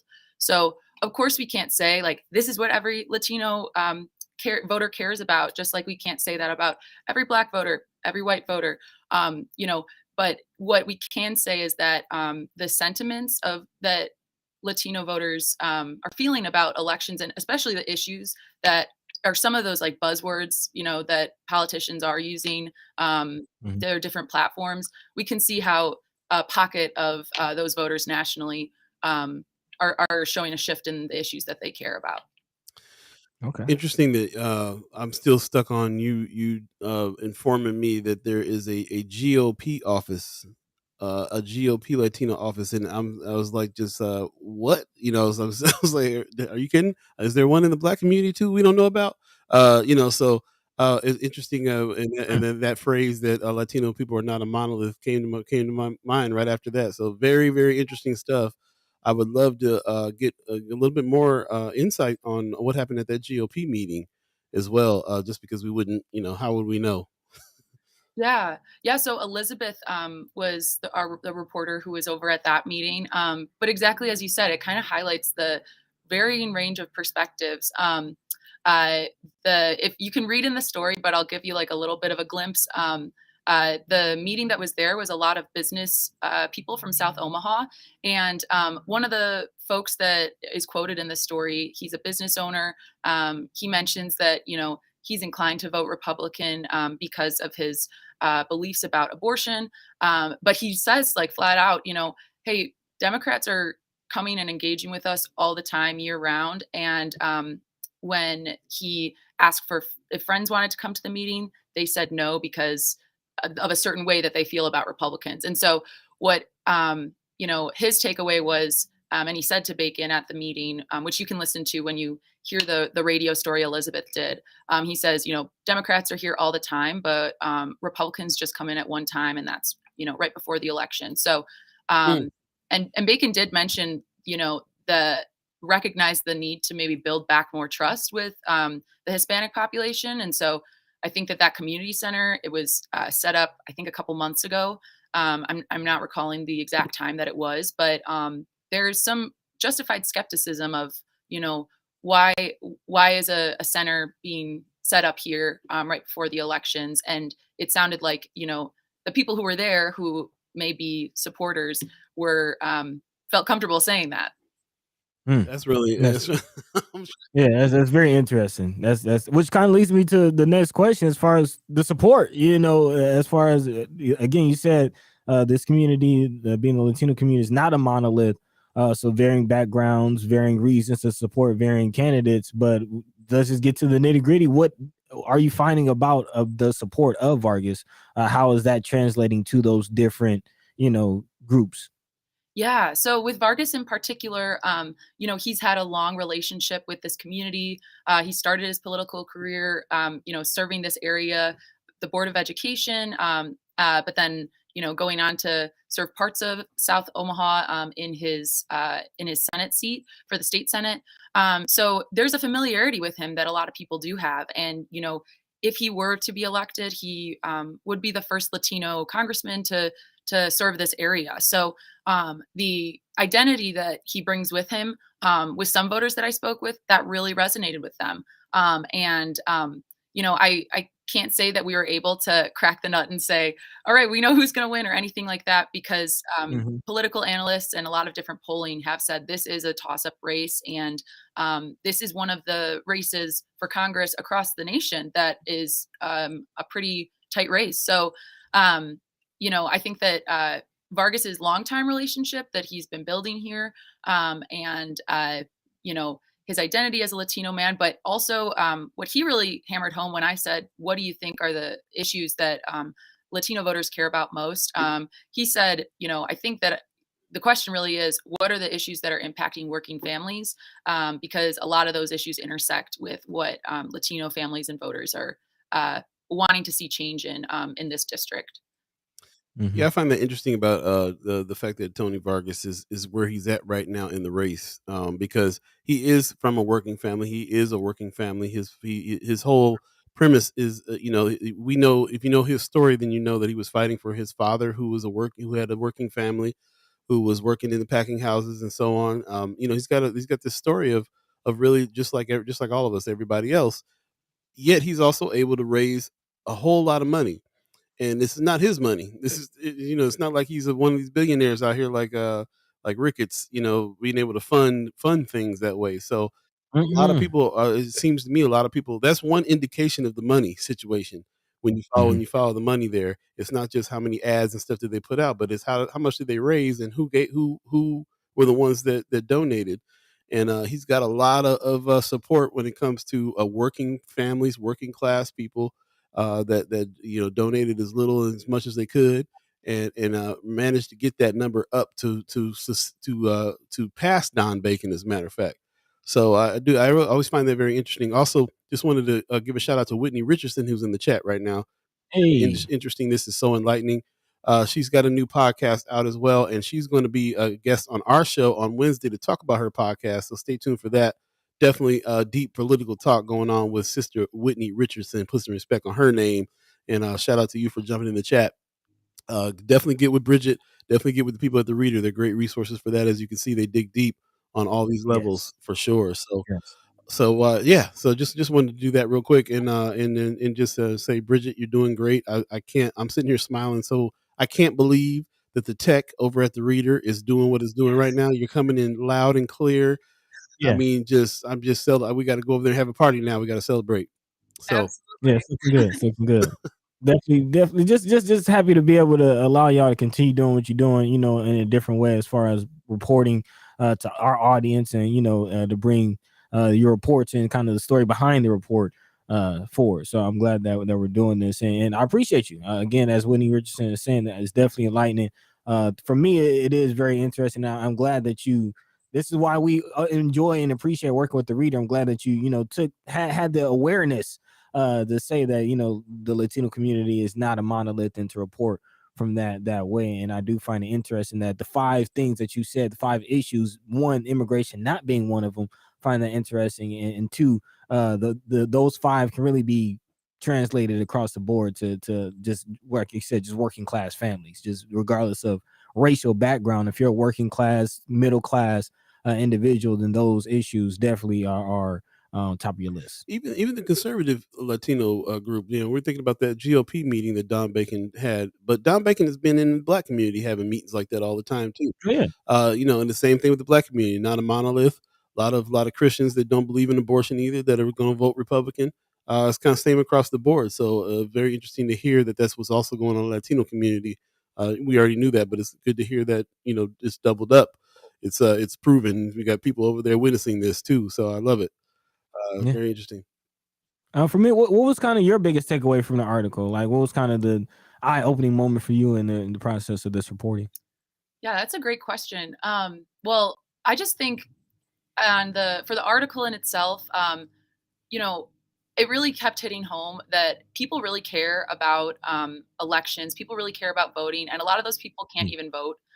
So people who Mm. aren't U.S. citizens aren't able to make their voice heard at the ballot box exactly. But the story starts actually in the Latino Center of the Midlands Civic Engagement class. You know, I want to say that 6 out of the 8 people who were there, majority adult women, Latino women who had who had moved here, they 6 out of 8 of them weren't U.S. citizens, but they're there asking what they could do to help spread the word about the elections. And Jackie Prados, who's a community organizer with the League of Women Voters of Greater Omaha, said, each one of you has 10 friends at least who can vote. So you can set out in a WhatsApp group, like, this is the website you can go to.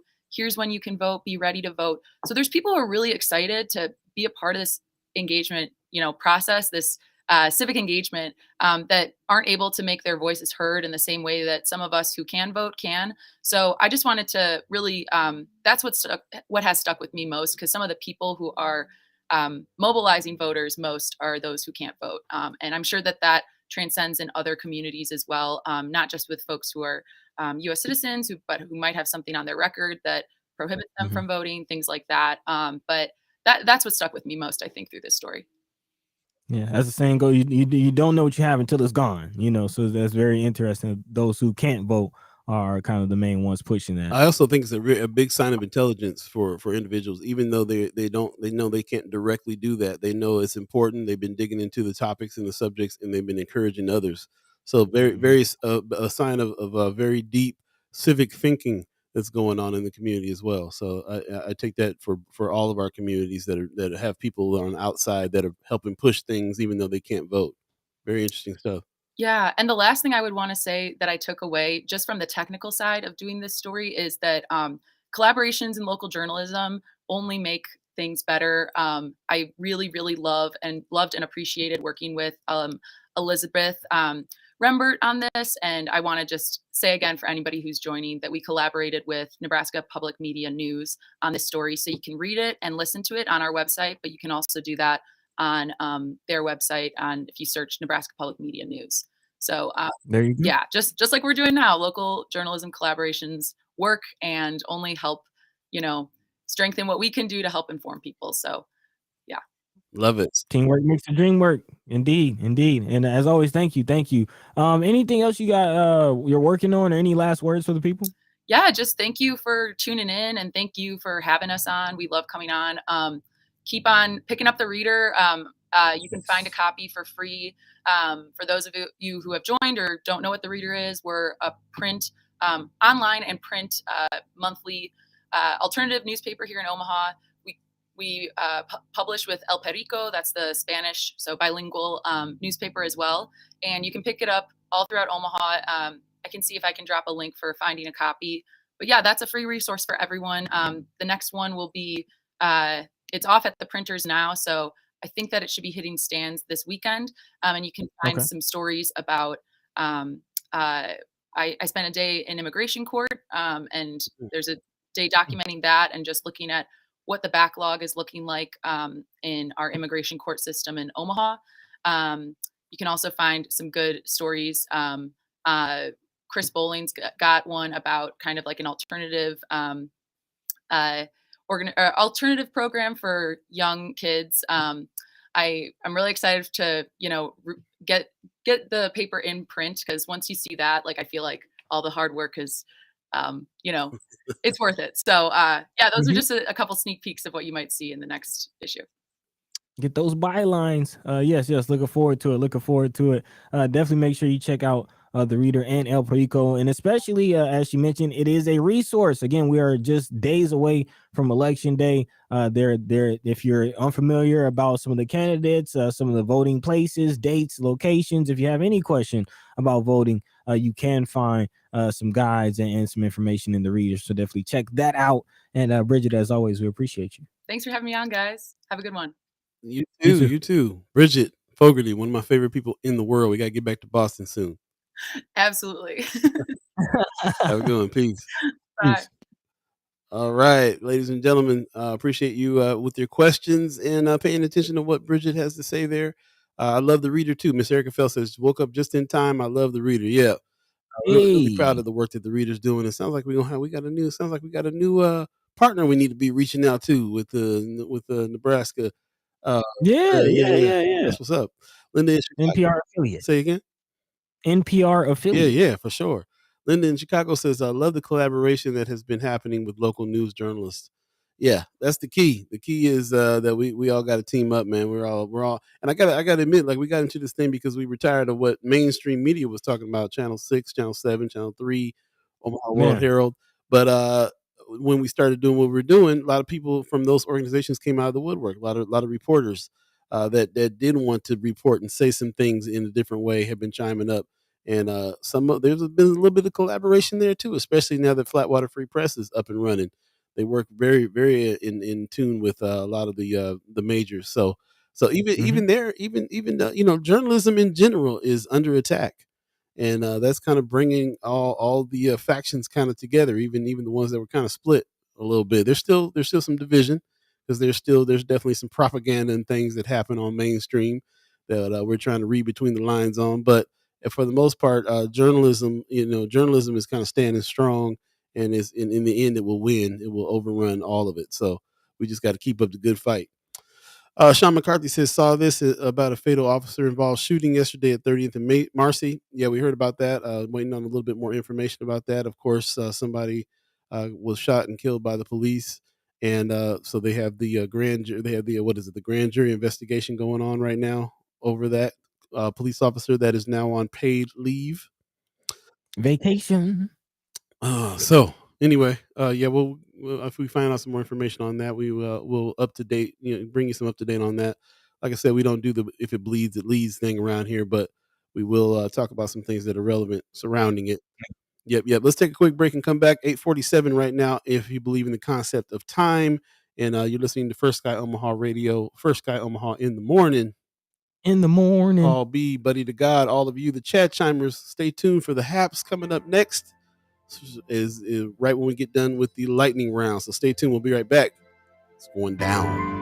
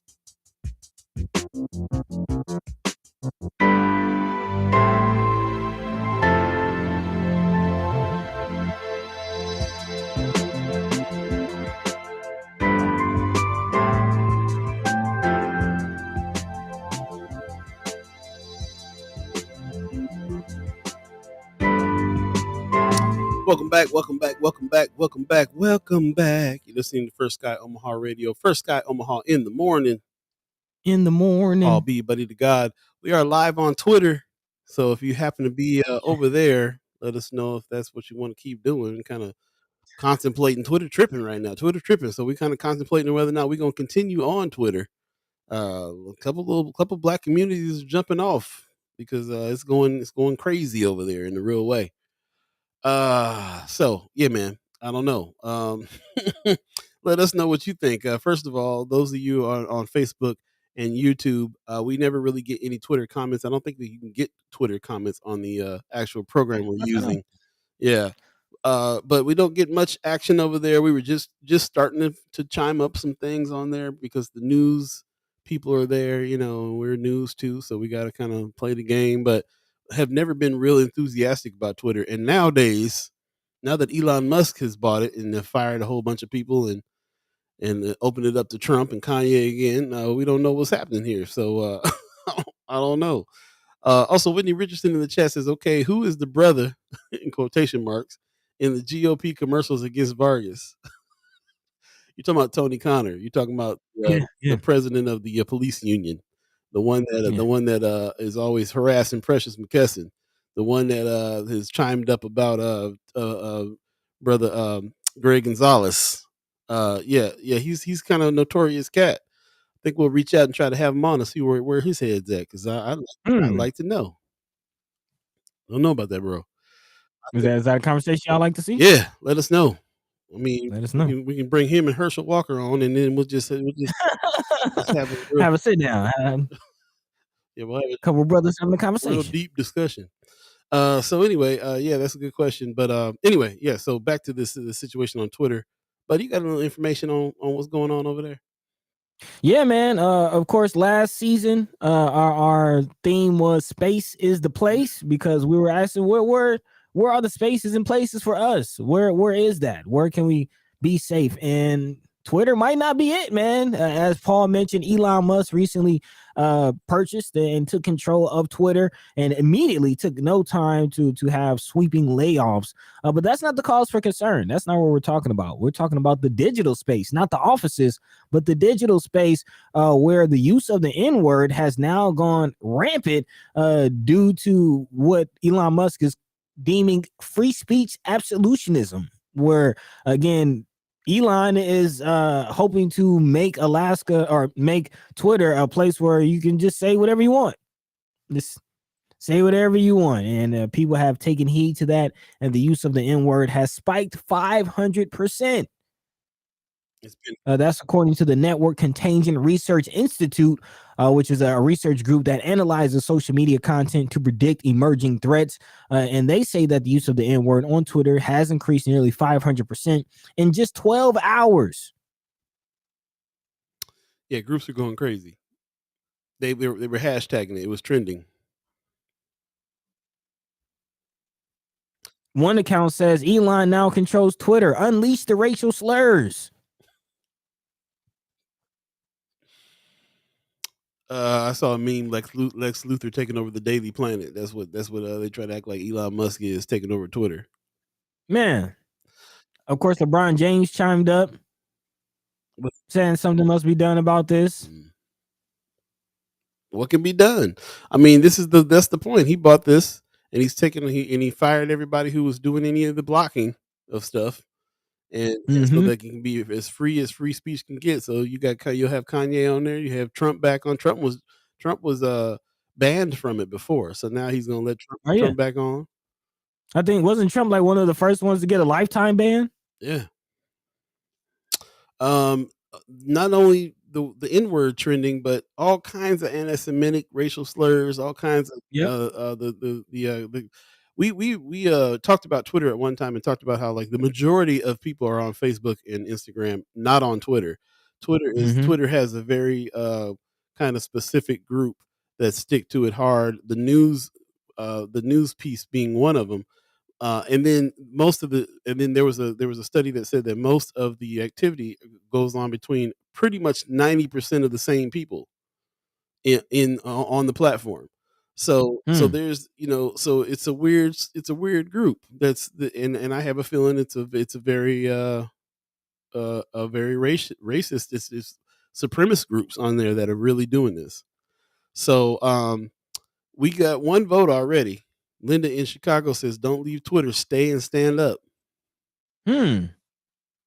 Linda says, "Hopefully, the advertisers' money will keep Twitter from going all crazy. Elon doesn't want to lose the money or have his stock plunge anymore. Hang on until someone richer has a plan B." Um, Pop says Trump is a malignant cancer that has metastasized for sure. He says, Definitely. FYI, that there's a TV show airing on Hulu called Alaska Daily. Hillary Swank stars as a journalist who is trying to report on a crisis known as the Missing and Murdered Indigenous Peoples Crisis in the state of Alaska. As I watched it, it reminded me that First Sky has been reporting about this crisis, which is also happening in Nebraska. Alaska Daily is helping to bring nationwide attention to these travesties. It is a very interesting, informative, and entertaining show. Man, that actually reminds me. We got just about 5 minutes. Let's go ahead and jump into this lightning round. We kind of already gotten a vote on this whole Twitter situation again. Is this is this a space that we want to stay in? Engage in a war of words, or do we want to find another space? So let us know what you think about that. Yep. But in regards to what Pops just said, I definitely appreciate that. sentiment, because there is a story in regards to the Genoa Indian School Cemetery, Mm-hmm. which goes right along with some of these missing and murdered indigenous peoples. Again, if you're not familiar, more and more news and more information is coming out about the U.S. Indian industrial school system that swept across the country and led to the death and disappearance of thousands of Native American children. And now it is believed that they may have possibly found one of those burial sites in Nebraska, and they are still looking for the children and looking for those sites to get more information. And again, there is a national effort to one, uncover that information, and two, possibly hold those accountable.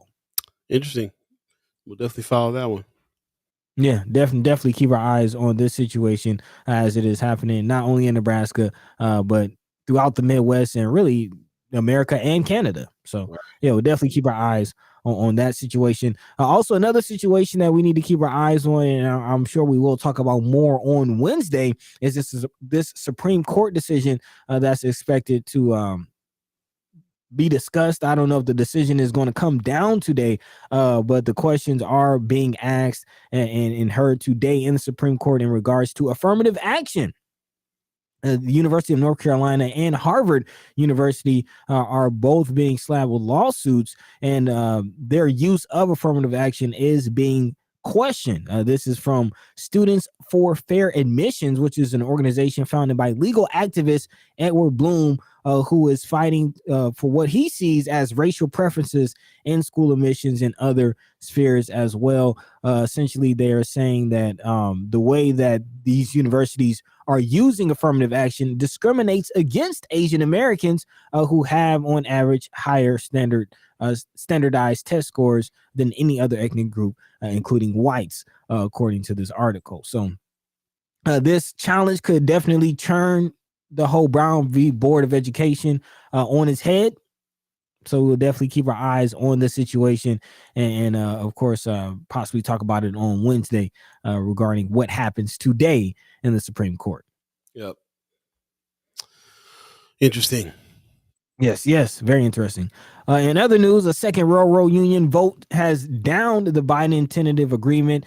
So those negotiations are still up in the air and still in jeopardy of a union strike. Again, the union is not budging and pushing for better treatment for railroad workers. Excuse me, it's a mouthful, across the country to get better treatment, better working conditions. The Brotherhood of Railroad Signalmen specifically is the union, which represents over 6,000 workers in the U.S., and they announced that its members did reject a tentative agreement. So the bargaining table is still open, so we'll keep our eyes on that situation. But this could bring on, famine. Yeah. Look, I mean, it's Pops gave us that warning when it happened the first time a few months back. You might want to go ahead and stock up on your essentials. slippery slope. I don't know. Let me know if this is good news. Let me know what you think. But this is coming out of NPR. The man who was long believed to be responsible for the killing of Malcolm X. Of course, we've been talking about the life and times of Malcolm X, which is in the Omaha Opera now. But more and more news coming about the legacy and life of the man. Again, the men who have believed to have killed him have now been exonerated and will receive $36 million. Muhammad Aziz and Khalil Islam and their families. This according to David Shanice, who's the attorney representing the man. The city recognized the grave injustices done here, and I condemn the sincerity and speed with which the controller's office and corporate counsel moved to resolve the lawsuit. Again, these men's families suffered because of their unjust convictions for more than 50 years. So 36 million does not buy back the time, but it is, it is quite a nice gesture, if you will. Yeah. Justice, Yeah. but a nice gesture. Yeah. But Right. yeah, it's a nice gesture. I like how you put that for sure. Yeah, but it is interesting the fact that these men have been exonerated, which also leaves the question: if they didn't kill Malcolm, who did? Very true. And with that, it's 9 o'clock right now. If you believe in the concept of time, we're going to get out of here. Gwen Easter has put a diatribe in the chat, so definitely go back and read that. We're not going to read that all right now. Definitely check her out. She always has very interesting things to say with a lot of good facts. So please check out Gwen Easter's post that she just put in the chat as well. We're going to get out of here.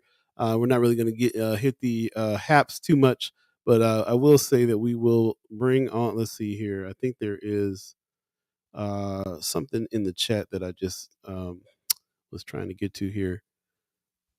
It's about Greg Gonzalez. Let's see. Greg Gonzalez has Oh yeah, coming up. Where is it at? I found it. I found There it. it is. Sister Wanda Lewis Yep.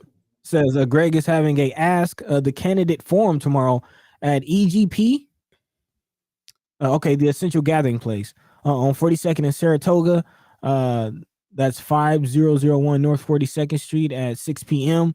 Paul, I sent you the link to. Okay, so this is the link. So yeah, face to face with Greg Gonzalez. Again, that is the gentleman running for sheriff. Vote for Greg, or vote for Greg for sheriff.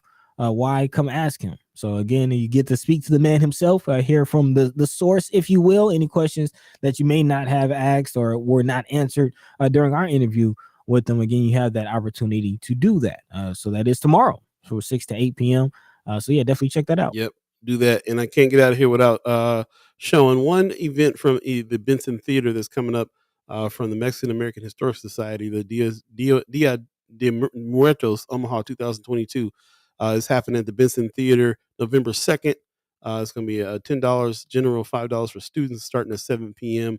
Nice performance is getting ready to go down, and places decorated and stuff like that. So definitely check out Dia de Muertos Omaha 2022 over at the Benson Theater, 6054 Maple Street, November 2nd at 7 p.m. Definitely check them out. And also, of course, we are trying to go to the Life and Times of Malcolm X here in town. If you're a friend of First Sky Omaha, Sunday the 6th is going to be the day we go. It's also playing Friday the 4th at 7:30, Sunday the 6th at 2 o'clock. Sunday the 6th is where a couple of friends of First Sky Omaha are trying to get a little group together to go. So if you want to join us, go ahead and get your tickets. Go to operaomaha.org and check them out for sure. With that, we're going to go ahead and get out of here so we don't stay too late. But we really appreciate everybody that's chimed into the chat, that's jumped in. I will say one more thing about these platforms. Pops doesn't want us to do to go on Twitter and have a war of words with any of the idiots that'll be on there, especially if Trump comes back and all that. Kate Keatron Zeichel in the chat, what's going on? Good morning to you. Says venture capitalists need to launch a new Twitter. That news, along with the news that Mark Zuckerberg is sticking so hard to this Meta thing, that his stocks are plunging. Things are going really really bad with Facebook, with Instagram, because they're losing money by the buckets right now. It's a tough thing. Mayor Sanchez, I believe, says that if we will be losing out on the younger crowd if we stick with Facebook. In YouTube, these are things that are fluctuating, going away. We got to remember they're private companies. So every time I get any notion of any of these things, I think about our website and what we're trying to do with our website. And there is a way for us to put chat and things like that directly on our website, where we would not have to deal with any of these kinds of companies that come and go and fluctuate. And we're going to be working on that for the future. And that is the ultimate goal, is for all of us to be able to have these discussions and be able to control these discussions and not have these programs or any, a lot of this stuff is made to be the property of Facebook if you do things on Facebook. So we're working on even more independence through the firstsky.omaha.com site. So be looking for that as well. And then let us know how you feel about that too. If you had to come to a whole nother platform to come check us out, that's probably is the alternative. We'll probably stick with Twitter and everything else that there is to stick with until we get our thing up and running on our site. And then we would move all that stuff over and hopefully find a different way to find more chat chimers to get more people involved in the conversation, even though might not be on some of these platforms. So we'll talk more about that later, but appreciate everybody who has joined in. Pop says another phenomenal show. I have never seen 2 hours go by so quickly. You guys are doing a fantastic job, and the chat chimers are the greatest. See you all Wednesday. Appreciate you, Pops. Thank you. Miss Erica Fell says, looking forward to the replay. Be good to yourselves. Drink water. Direct your dollars and check your hidden health. Love Love that. There you go. And definitely you can always check out a replay. Thanks for reminding us on Facebook, YouTube, and Twitter. Yes, for sure. Buddy, you got any words for the people? Man, of course it is Monday, so we're not spending too much time on the haps, but definitely big shout out to everybody who has dropped haps in the chat and also in the friends of page. Make sure you go check that out. If you're not a member, become a member. You can continue can continue the conversation, excuse me, there. And then also, yes, we are growing. We are looking to expand our website, so please look out for that. But in the meantime, in between time, man, just make sure we're preparing to vote. Make sure we're having our voices heard. Make sure we are doing our civic duty, because if we don't, we really can't complain about what happens on the back end because you didn't do what you could do. So yeah, if you don't do what you can do, you can't really complain about what happens. So let's do what we can while we can. There you So go. with that, Paul B, take it away. Keaton Zykel says, happy 78th birthday to Ed Poindexter, November 1st. Hey, okay. Yes, it is Halloween today, 10/31. Ed Poindexter is still not free, and neither is Ernest Jackson. So we would like both of those brothers to be free and be exonerated at ASAP. That's our request. Stay tuned. We got Women's Wednesday happening on Wednesday, coming up in a big way this time around, because we are going to be politicking with P. That's Precious McKesson. Put some respect on her name. Also, What's Good in the Hood with Kimra Snipes. Put some respect on her name. Also, guest Whitney Richardson is going to come on and talk about her new podcast. Put some respect on her name as well. And then also Deb Neary, who is running for office.